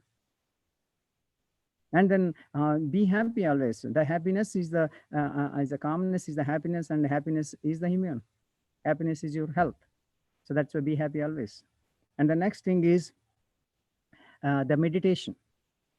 The meditation, as I said, once you do the primary and do the Nadhana Sandhana, Omkara Dhyana, or you merge yourself into that the whole universe. You are not just body. This body is only a just vehicle. Keep it clean and keep it there, and you be with your own nature. Own nature is infinite, immortal.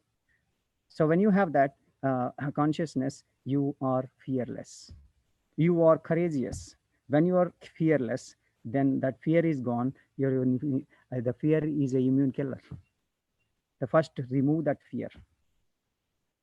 Be confident. Then Yamanimas, the selfless service and ethics we must follow. Ishvara Pranidhana we must follow. Always surrender to the Lord. It is not I, that ego you must leave. It's not I doing it.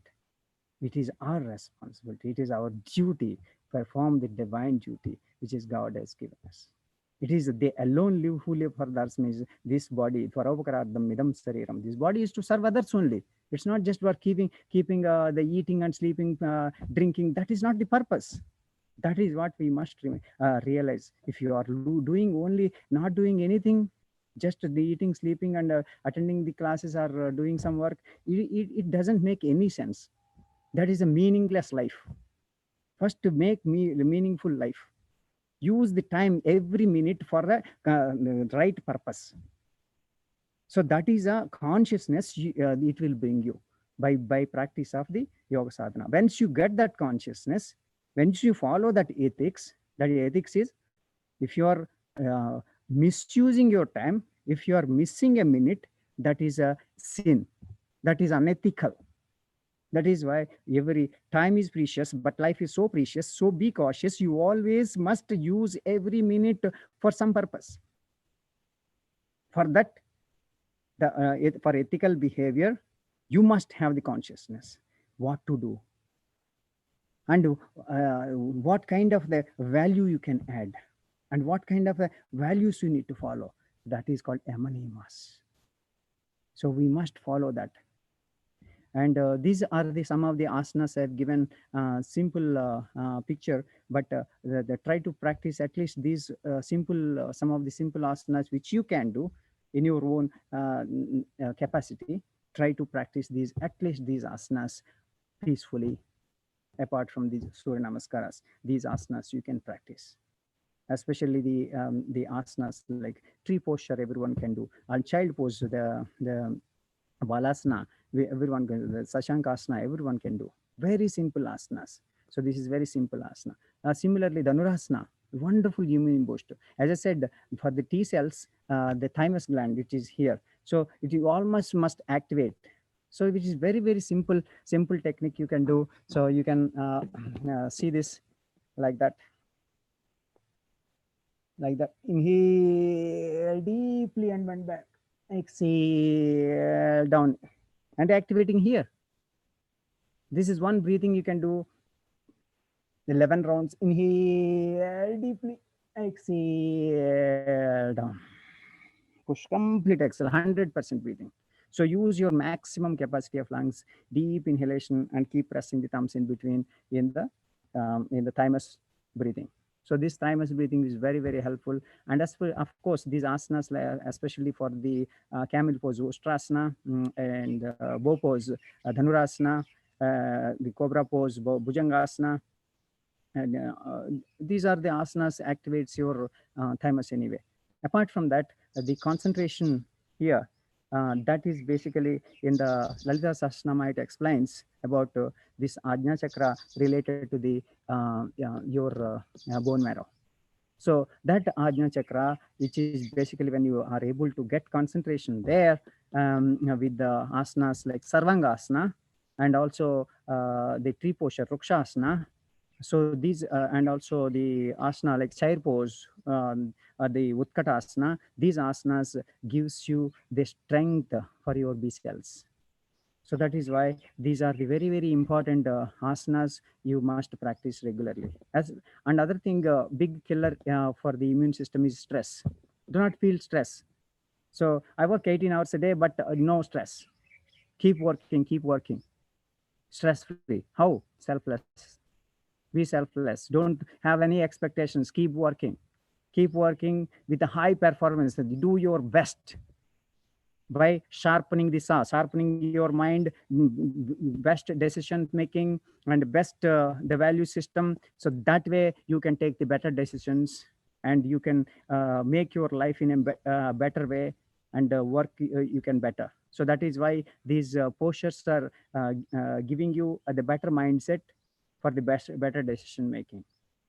And in that if you are a manager, if you are a leader, of course everyone is leader, so you must practice things like Vajrasana and Virasana.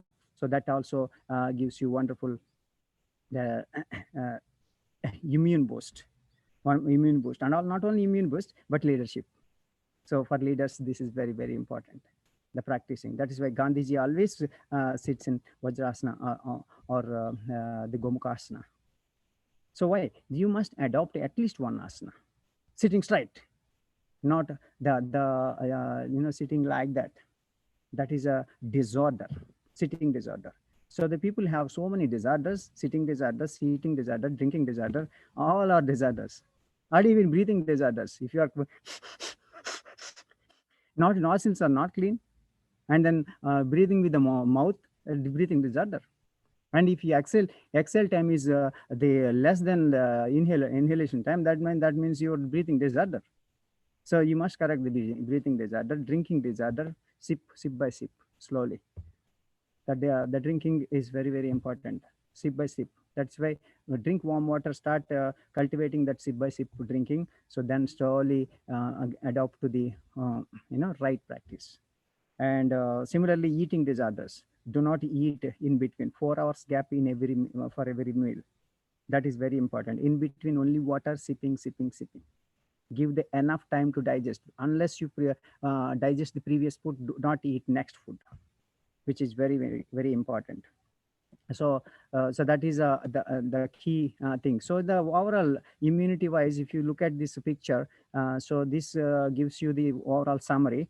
So you have a kriyas, you have a proper diet, you have the pranayamas, asanas, meditation, and you have the seva, karma yoga. So this is the complete yoga for immunity. So what is yoga for immunity? It's not about just asanas. This is a holistic approach. Take this holistic approach and make sure that you are, see that beautiful sounds of the birds here in our ashram. So so in that, when you take that approach, when you start these small steps, always service starts from yourself. So start changing your own self, and you be responsible of your eating, be responsible of your own life, the disciplined life, and also have a positive attitude, positive thinking, and be selfless. Do some help for others, and do not depend on the parents, and do not depend on others. Asteya and aparigraha are most important values in amas and niyamas. When you have the legs and hands, even for your food, you have to earn your own food. Whether you are studying, whether you are a child, it doesn't matter. Whatever the age group it is, you must work for your food. That means you must help something to your parents, or you must do something to at least for your eating stuff. Not only that, try to apart from your eating, try to earn little bit more, try to do more work to give one more person food. So that is way you have to cultivate from the childhood days. It is not only about adults I'm telling about, from the start, from the childhood days. This is the cultivation, and we should not depend on anybody's, you should not take anybody's hard work. That is a fundamental principle. Asteya and aparigraha, we should not steal others efforts. You should not depend or take anybody's things. You must work hard for your own food, or your own desires. Whatever you want, you must depend. You should not ask people, your parents, to buy your phone. You should work. In my childhood days, to buy a shuttle bat, I worked hard for 1.5 acre cultivation, and then got the 20 rupees and bought the bat. So if I wanted to buy a bat, so I have to work hard. I should not ask, because I should not depend, because they are already taking the responsibility. So for food also, I used to work in the fields, helping my father, helping my mother. So that way, everyone must start taking the steps towards being responsible, which is very important. So then that will give you the true happiness. Always being happy. It is not about achieving some after some getting job and all. It is you, once you born on this earth, you already got the job. You start doing the work. You start doing the self-reliance, with the self-respect. That automatically gives you the happiness. And what is this the health concept wise? WHO already told: physical, mental, social, spiritual health, the four aspects of the health. Within the four aspects of health, you must start working on all the aspects and start building the holistic health for yourself. And your body is made up of so many elements. Make sure that you are supplying all these necessary things for your health. The mainly oxygen, they're the most important. And then here, if you look at the 67% is water. So that is why. And then your carbohydrate is very little. So people are filling up with a lot of carbohydrates. And then Dr. Madhavi already mentioned about that do not eat about the sugars and maida, all that, the junk foods. So always focus on the high protein natural diet, which is very very important, and which has contains all these natural minerals and these composition for the body. And the most important factors for the health is air, water, food, exercise, and excretion, relaxation, right thinking. So these are the 7 important aspects we all must remember, 7 basic needs. And apart from that, the most important healthy lifestyle is called right conduct, right thinking, right food habits, and then right daily routine. That is called achara, vichara, ahara, vihara. So these are the 4 aspects we must correct. So whatever the disorders you have, correct all these things and make a proper lifestyle. And you are a great person, but you are deteriorating yourself, that unnecessarily losing all the basics. So the come to basic, and this situation you take, utilize this time to correct yourself, to make a best lifestyle, and spend your time for all your planning and building your the proper lifestyle, the right lifestyle. And then whatever food you have, all the whole grains, whatever actions you do, all wholesome actions, which is good for you, good for the nature. So that is why, yeah, eat healthy, eat naturally. Do not do any processed food, any factory foods. Avoid it completely, like cool drinks, or bakery foods, or chocolates, or biscuit, any factory foods, completely avoid. Those are sinful foods. Why? Lot of violence is involved in that. So non-violent food close to the nature, which are coming from the farm, uh, preferably organically grown. So such kind of a foods you start cultivating, then you start thinking about in proper way. So which is very very important.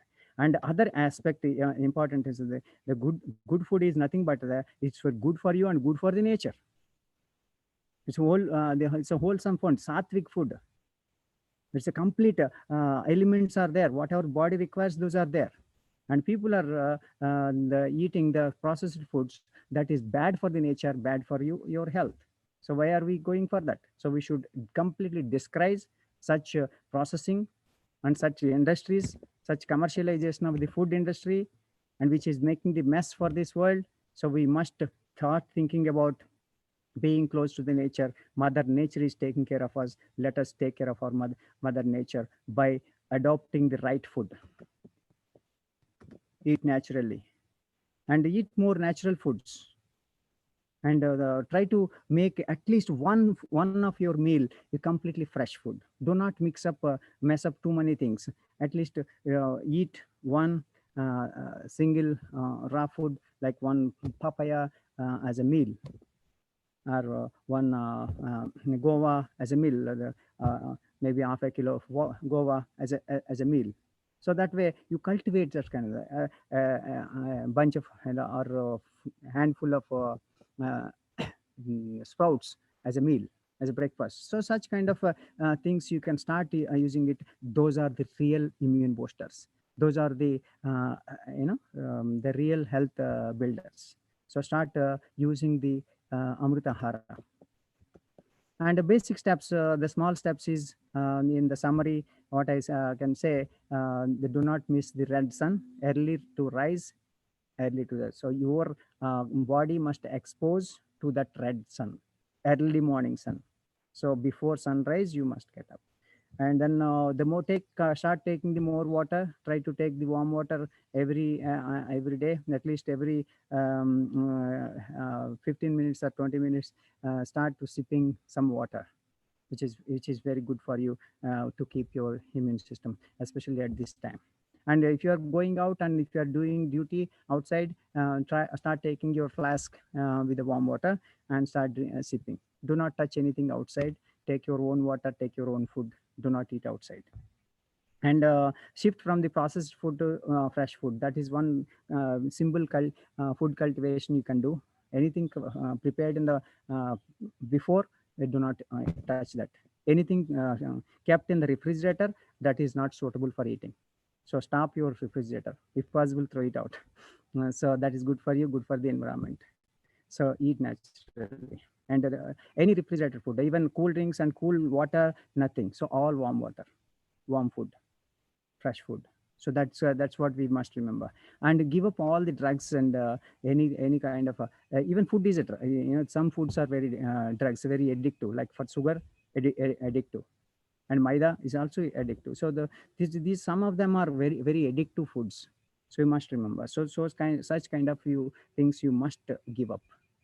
And of course drugs, you can be away from the alcohol and uh, the smoking. These kind of drugs, you must be away from them, because it screw up your life.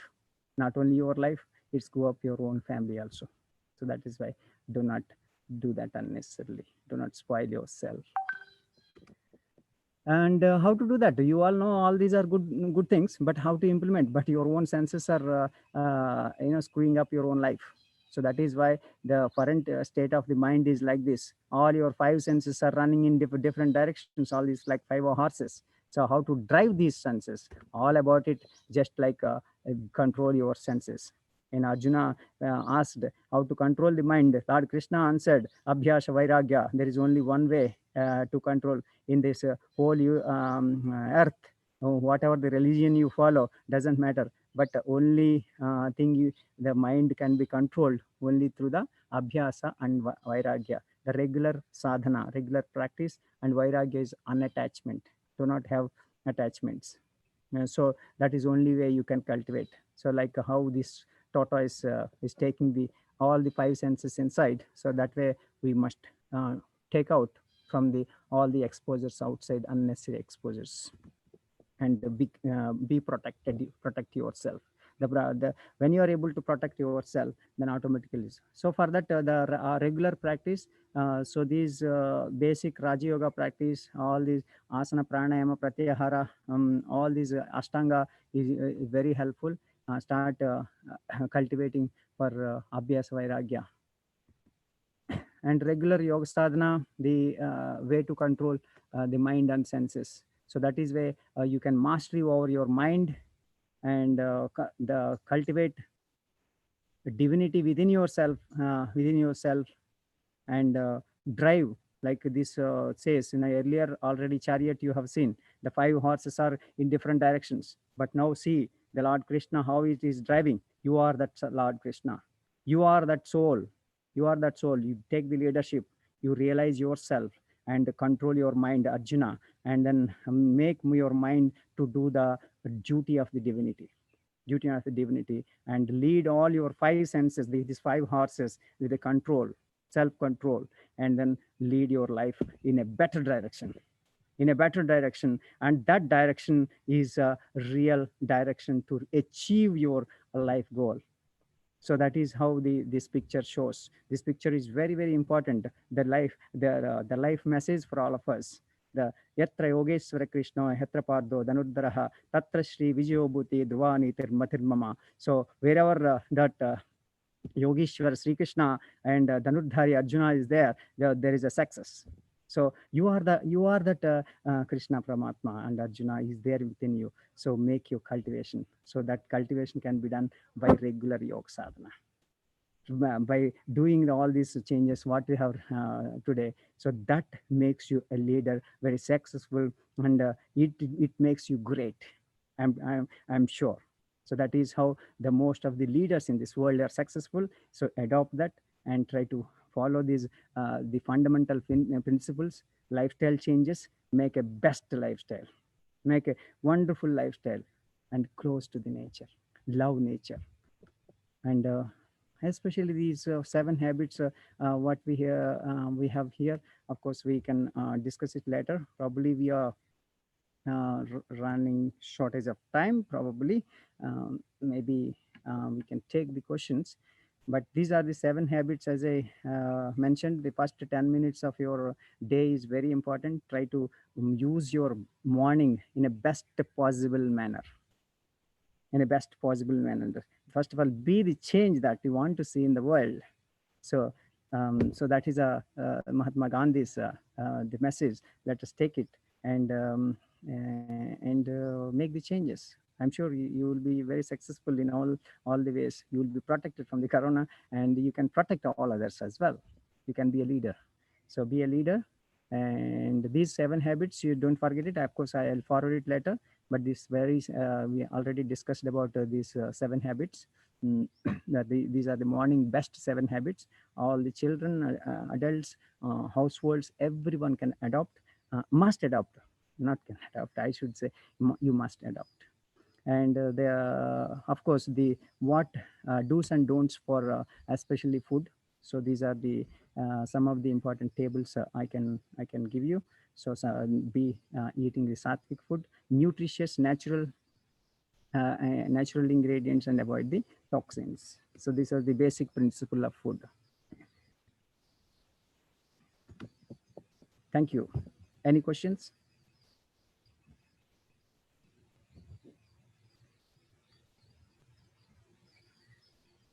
Yeah, Srini, thank you very much for a wonderful session. I'm Ram. Thank you. Fortunately, the audio and video, everything is fine and very, very good. We It's all actually got almighty's. Yes. really, Yeah, yeah, arrangement. yeah, It's nothing in our hands. yeah.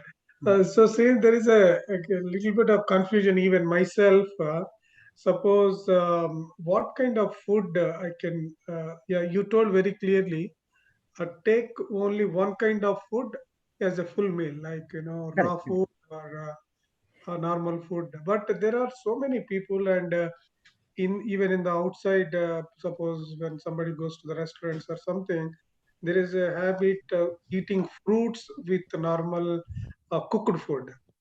That is viruddhahara. Is Yeah, That is so yeah. definitely that is viruddhahara. So actually, foods should not be mixed with any cooked food. That's very important aspect actually. Okay, okay, all right, thank you. Yeah, anybody has any questions, please proceed. And in terms of that, very simple, very good question. Especially many people are doing this mistake. Especially Viruddhahara is actually creating a lot of issues for people health.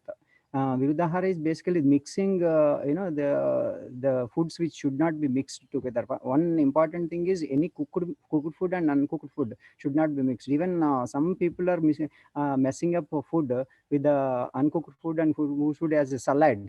So which is not true actually. So salad, if you want to eat salad only. Salad and so the particular, so vegetables and fruits you should not mix.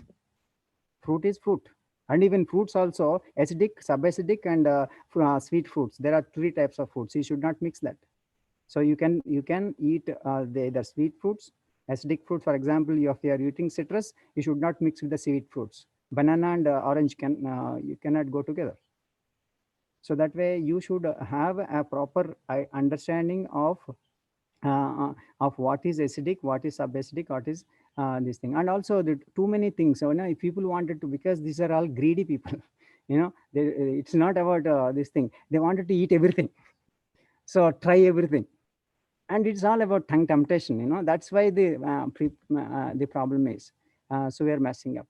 And even when you are eating, for example, a fruit meal, so try taking one fruit as much as you want. For example, one papaya, 1 kg, 2 kg, whatever you can eat. Then you see the difference. So if you eat one fruit and stay that, then that gives you complete the nutrition. But if you are messing up with the too many things, and that is the chemical process is different. So that is why make it simple food, which your digestion system can easily understand and digest, and gives you the complete nutrition, because that has got a very good nutrients. But yeah, we are messing up with the too many things. That's where a problem is. Even in cooked food also, I don't recommend more than 5 ingredients, like 5 foods together. That's it. So we are mixing too many things, and making curries, and making too many curries and too many chutneys and all that eating together. It's a big mess. So our system will, we are just screwing up. It cannot digest basically. It will become waste. So that is why Thanks. if you Yeah. really want to take the energetic food, take this simple foods. For example, my breakfast is coconut. Very simple breakfast, wonderful breakfast. The very high nutritious, and they're very close to the sun. So which is very close to the sun, that is always high nutritious. That is why we break a coconut every day in the morning, right? This is a temple, and inside is a god. Break a coconut every day morning, have a coconut. So but you cannot mix with the coconut with any other things. That is very very important. So if you eat something like one meal for sprouts, eat sprouts. So that way there are few things you can have raw. And if you are mixing, for example, sprouts with the cooked food, you get gas. So that way the people are making mistakes, and a lot of people are struggling with the gastric troubles. That is because of the viruddhaharas. Yeah. Thank you, Srini. And another thing, how many meals in a day is the best option? Actually, three or two, or how much actually? For What is the normal best people, it approach? is a three meal is better. But the thing is, the one cooked meal is enough for the professionals, especially sitting who are doing the sitting job. They must go for the one meal a day, like one cooked meal. The rest you can take, for example, one time you can take the fresh sprout, one time you can take a fruit. So that way you can take three meals, but you must take in a only right schedule. For example, 8 o'clock breakfast, 12:30 lunch, and 6 o'clock dinner before sunset. So that way if you structure it like that, so you make it a proper structure. So that way you can make a meal type, what kind of a type you wanted to eat. But if somebody is giving some food, once it is done, if you make it as a discipline, like yakabuktam. So one time meal is one of the important for the yogis, especially one time eating yogi, two times eating bogi, three times eating rogi. It's but in this sense you can take, if three times cooked meal, it's a rogi, especially the white collar jobs.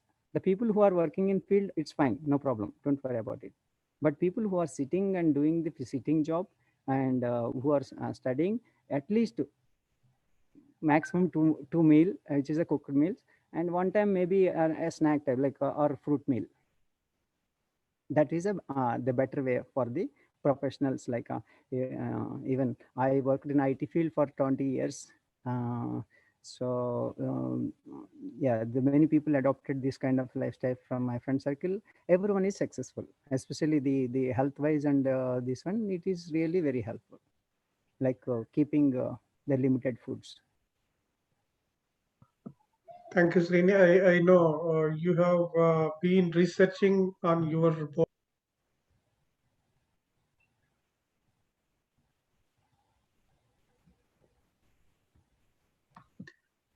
Thank you, Srini. Anybody have any questions?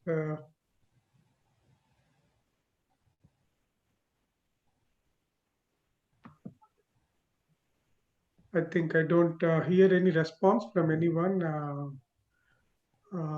Uma and Dr. Madhavi, are you still there? Yeah, yeah. Any questions to Srini, or any thoughts to share with? Yeah, what he said is right. Like we should not mix cooked food and uncooked, but one can take a gap of 1 hour at least before eating cooked food. Like you can take the salad or fruits 1 hour before the food, then one can take it, because we are all adapted with such a style of taking salads, fruits along with our cooked food. So we can practice in that. We must maintain at least 1 hour gap. Yeah, especially people who are having a diabetic, they can start doing this kind of a snack 1 or 2 hours before, taking some citrus fruits. Especially this time, the citrus fruits are very helpful for the diabetic people. For example, Mosambi is very popular in India now, the seasonal fruit. So such kind of a citrus fruits, they can start taking it just 2 hours before. For example, 4 o'clock they can evening as a snack, fruits, and that's the best time. Even in from Ayurveda perspective also, 4 o'clock is the best time for the fruit, the citrus, and then 6 o'clock they can have a meal, cooked meal. That's fine. So that kind of the simple thing, as I said. Yeah, that's a good point, Umar. Thank you. Uh, First of all, I want to thank you for that enlightening session, Dr. Shri Garu. Thank you so much. That was very educative and informative. And but I have a question. Being an youth counselor and adolescent counselor, what I have observed during my counseling and lifestyle session is that nowadays youth hardly eat anything.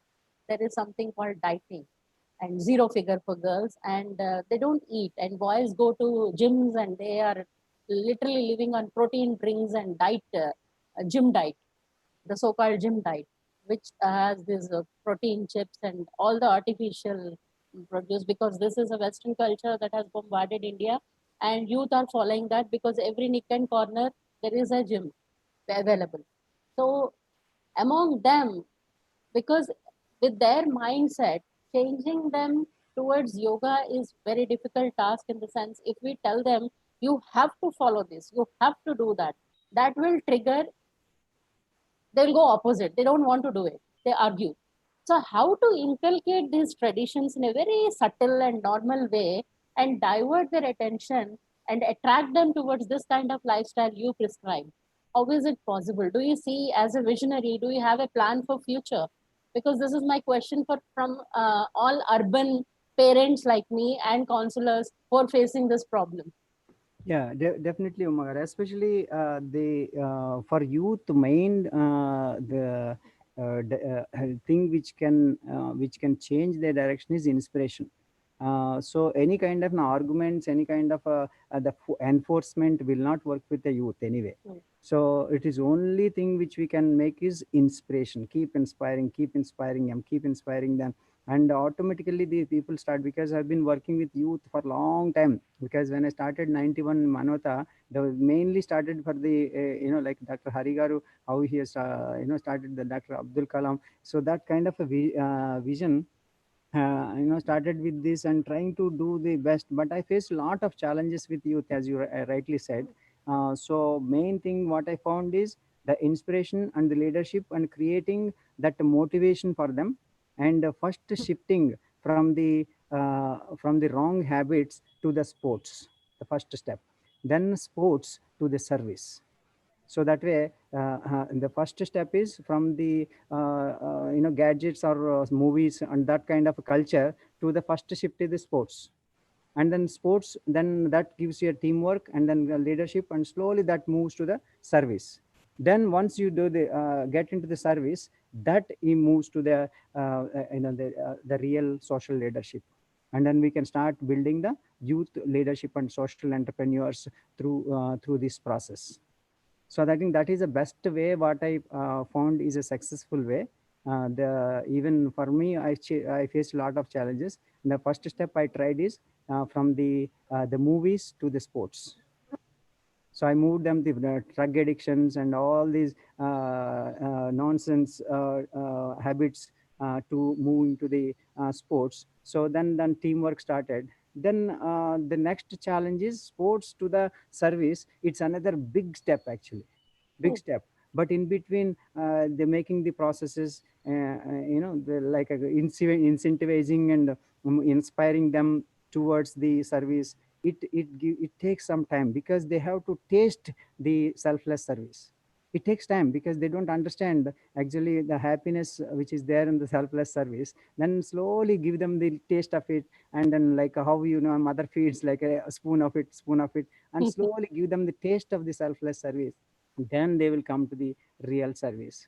But that takes time, of course. You are absolutely right. It is a big challenge, especially for the youth in India, and also the abroad also. I worked with US youth and UK, all the different places I worked. But the people I've seen mostly, Japan is the best way culture they have developed from the from the childhood days. Their youth, they are really very much connected. So I think that is why I started the Sanskar Vidya, start from the childhood dates, and slowly, by that time after 13 they don't listen. No change. Yeah, it is That's when they start thinking in here, independently. so you can see a dog is like dog tail. It they don't change.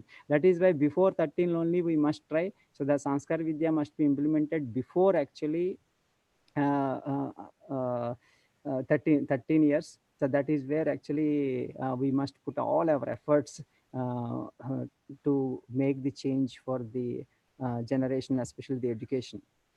But we cannot Uh, say that they cannot change it, because they will take it into consideration that we cannot change, and they'll start doing that.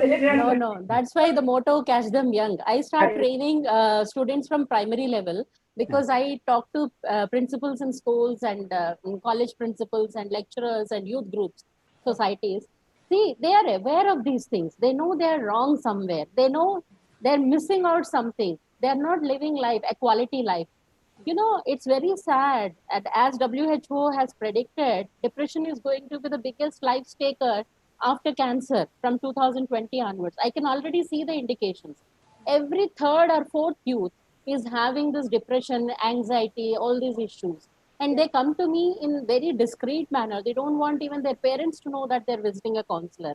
And there are times when I'm sitting in cafe coffee days with them because they don't want to visit any office, they don't want to visit any clinic. There are times when after my session, after life skills session, they take my number and talk to me privately on WhatsApp. They want their life to be very private. I always say that privacy is something that is misinterpreted. Privacy is a right, but not secrecy. It is misinterpreted. The youth have taken secrecy as privacy. So we as adults need to differentiate that. And I think the education starts very early. So my concern in a very small way, I've started already in schools and colleges, and I see that there is a response. But to create a ripple effect, I think they constantly need, as you very rightly said, spoon by spoon. Like, and I feel that if we have to bring a change, they say, no, lotus is in mud. So to prick a lotus, you need to enter the mud. So we have to enter their lifestyle, watch it closely, and they give suggestions. That's what I've been doing. That's what I'm trying my best to slowly understand their lifestyle, and wherever it is necessary, give them small clues where they can adopt to a new lifestyle. And I think it is working, but not in a larger scale. That's the reason I was asking you. Especially in North India, the children have more freedom. They are multi-talented. It's not just academics or education they are focused in. They're into everything. And so it becomes even more difficult for us to grab their attention and constantly keep them attracted to this kind of value system. So I think at school and college level, we need to introduce something which can be a continuous comprehensive training program that will go along with education, so that these values can be seen in the future generation. After all, we are a country, young country, where these youth are going to take charge. And pioneers and leaders, visionaries like you, I think you need to come up with the greatest ideas where you can motivate more youth. Yeah, that's great idea. In fact, Has got this. in terms of the current situation, to address this, government should make yoga as a mandatory. Yoga is not only just asanas, about yama niyamas and all those cultivation of yoga culture from every school, that must be done. So wherever they have implemented this kind of a culture, they are successful. Yes, Even as you rightly said, I am from Department of Art, where we are practicing this yoga in every discipline.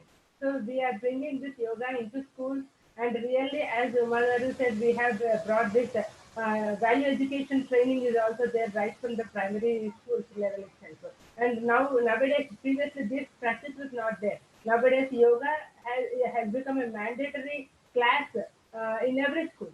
So I think this, and rightly our Modi ji also implemented this yoga day. Since then it has been implemented in all the schools. So let us really see that this yoga should change our children and bring a bright future for our young generation. And this COVID really has brought a really connection of the family, because these young children are really becoming like this just because of missing the family correct. with our busy schedule. Now, really, it has given a good thing. One good thing the corona has given is making Connecting family together. connecting the family. So it has been. We all should practice before preach. We need not tell the children everything. Do that, do that, do that. We should practice. They will follow. Every children will follow their parents. So first, let us practice all these things. What Sir Srinivasa said. All those food habits, all those exercises, getting up early in the morning. All these things we should first inculcate as we are now, and we'll see that our children also will do that. Okay, thank you very much for all of you giving very nice information on this session. Thank you very much. It's a Great. It's a pleasure. wonderful, wonderful session. Thank you all. It's a great learning for me also. I'm based in US, and Srini was in the US before, and it's an enormous amount of work he's been doing. Wonderful, Srini, to see you in action in this crisis. And as Dr. Kalam has done some research as a scientist, coming back to answer Dr. Uma's question was the brain channels start opening from around 10 or 11 years old until 16, 17 years old. So this, based on that research, he created this training program for the youth, transform them into responsible citizens. And even you watch yourself, most of your dreams come during that age group. And most of your classmates during that age group are still crystal clear in your mind, their faces and their memories and all those things. And one more thing he did was there's a study done in England. The families who had dinner together, majority of them stayed together in life, and they are more successful compared to the families who did not have the dinner together. It's a simple concept he wanted to promote, to bring peace and harmony one family at a time by encouraging at least, need not be dinner, but at least have one meal at a time. As Dr. Madhavi mentioned, thanks to Corona, we are brought us together. And as Srini mentioning, the most of the problems are because the world is distancing from the nature. Now we are trying to come back to the nature for a holistic health, mental health, physical health, and also social health. I think we need to recognize that we need to come back to nature and be close to the nature and respect the nature. I think these are the kind of sessions will enlighten most of the people I see here. Are everybody is unique in their own way. This particular session is more of a intellectual session. It's not a regular audience viewers on the session. Actually, the other sessions we had normal masses, but here everybody is unique. And Dr. Ravi from Delhi is also here on the session. I good to see him.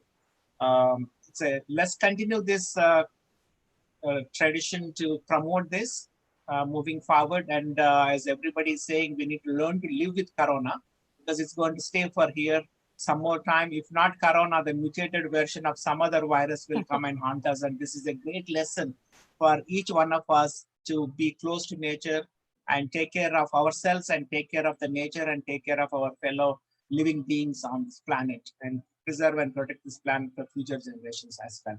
So I think I will pause here. I would like to wholeheartedly thank each one of you for attending this session, especially Dr. Ram for coordinating this and all the speakers who joined us and enlightened us today. Thank you so much.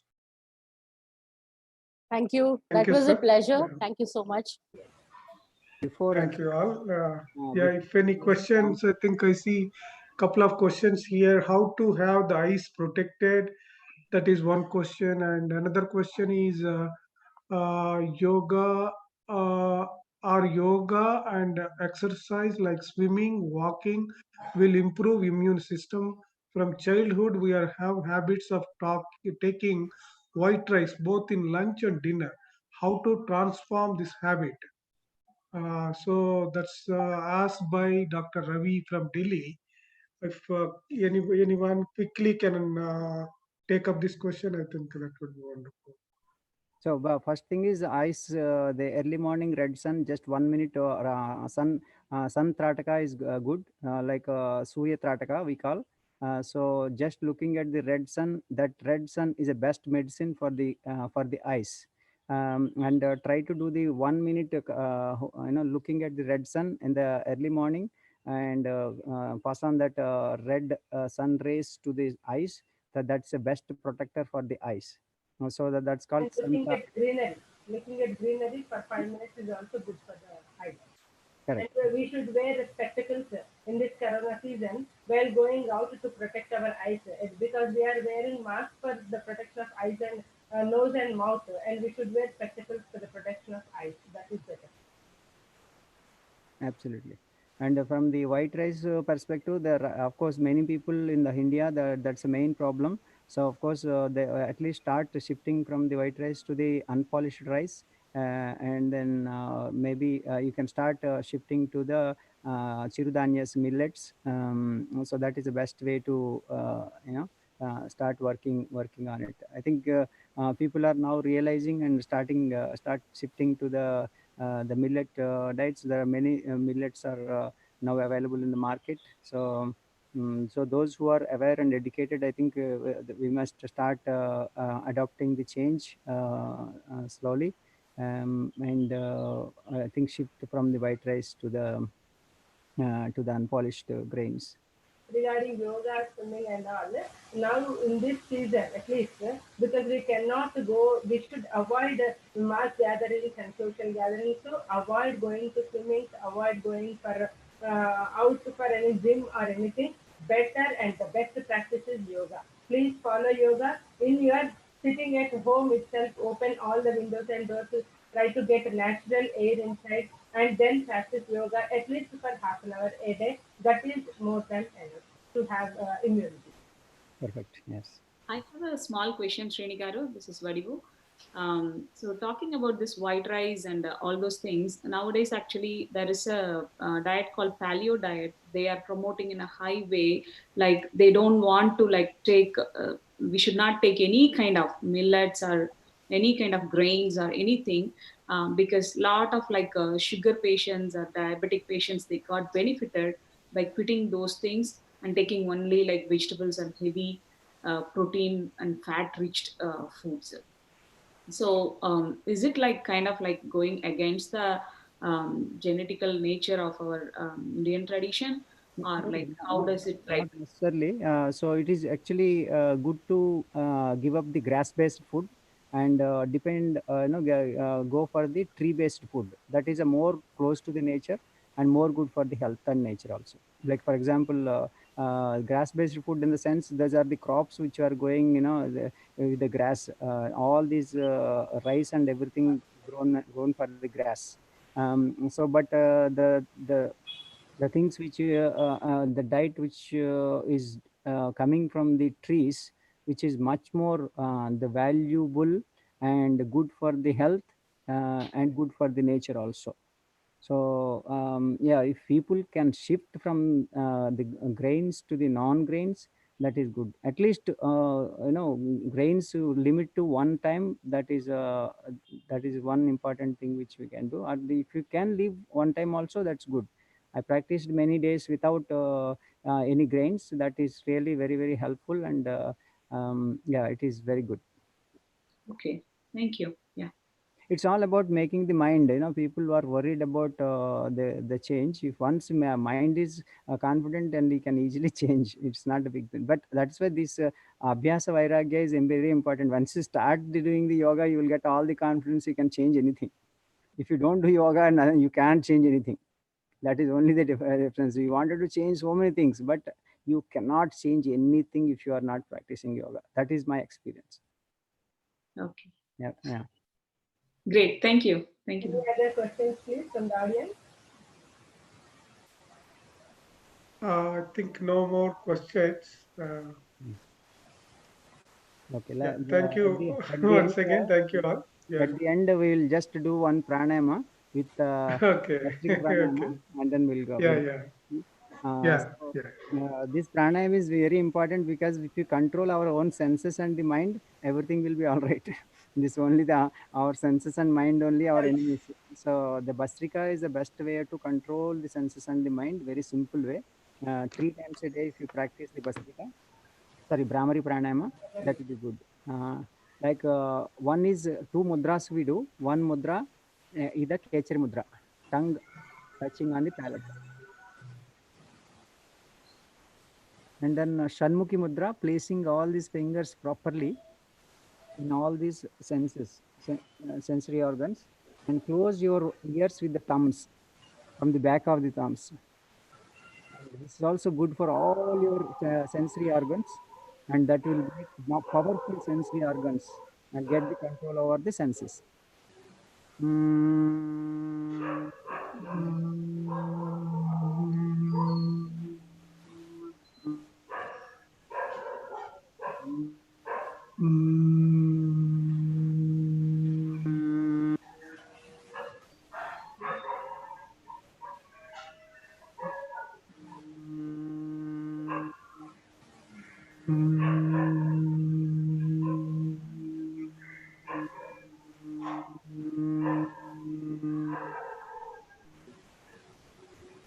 Just say 5 to 10 rounds you try to do Brahmari before meal. Make your mind peaceful with the Brahmari pranayama, then go for the meal. That makes a lot of difference. It gives you the peace. That peace gives you the strong immune system and also improves the awareness and the consciousness. And keep eyes closed. Take a deep breath.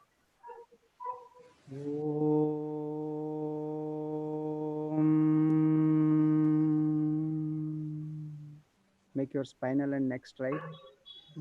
Take a deep breath, expand the whole body, stretch your body, sit tall.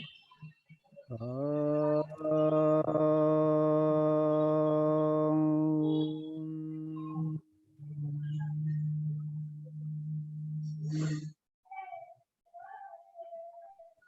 1 minute you stay with that Omkara, the universal for Brahman. Peace in you and peace in the entire universe.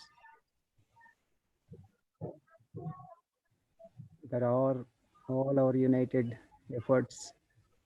Let us pass on these energies to cure this world.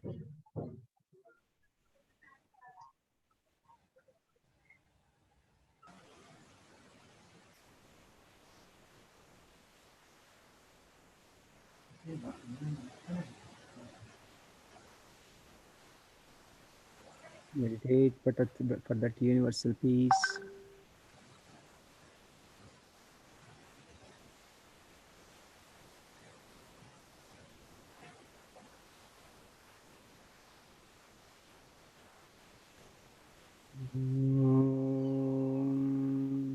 सर्वे भवन्तु सुखिनः सर्वे सन्तु निरामयाः सर्वे भद्राणि पश्यन्तु मा कचित् दुःखभाग् भवेत् ॐ शान्ति शान्ति शान्तिः लोकाः समस्ता सुखिनो भवन्तु सर्वे जनाः सुखिनो भवन्तु. May all the beings happy and peaceful. May you all gain health, happiness, and harmony with a great immune system that's established peace, the pure love all over. Surrender. Just put both hands at your back. Hold your right wrist with left hand. Take a deep breath, bend back. Exhale slowly down your head. Exhale completely. Try to touch your head on the ground.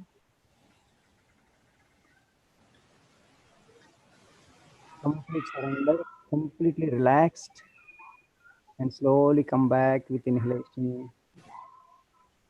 Gently touch your palms on your eyes. Look at your palms. Let us use these hands, holy and powerful hands, for a great purpose. Thank you all. May God bless you all. Namaste. Thank you. Thank you very much, Rini. Thank you, everyone. Let us meet in another session. Thank you. Thank you, Ram Garu. Thank you, Hari Garu, and Rama Garu, and Manavata. Thank you. Thank you very much.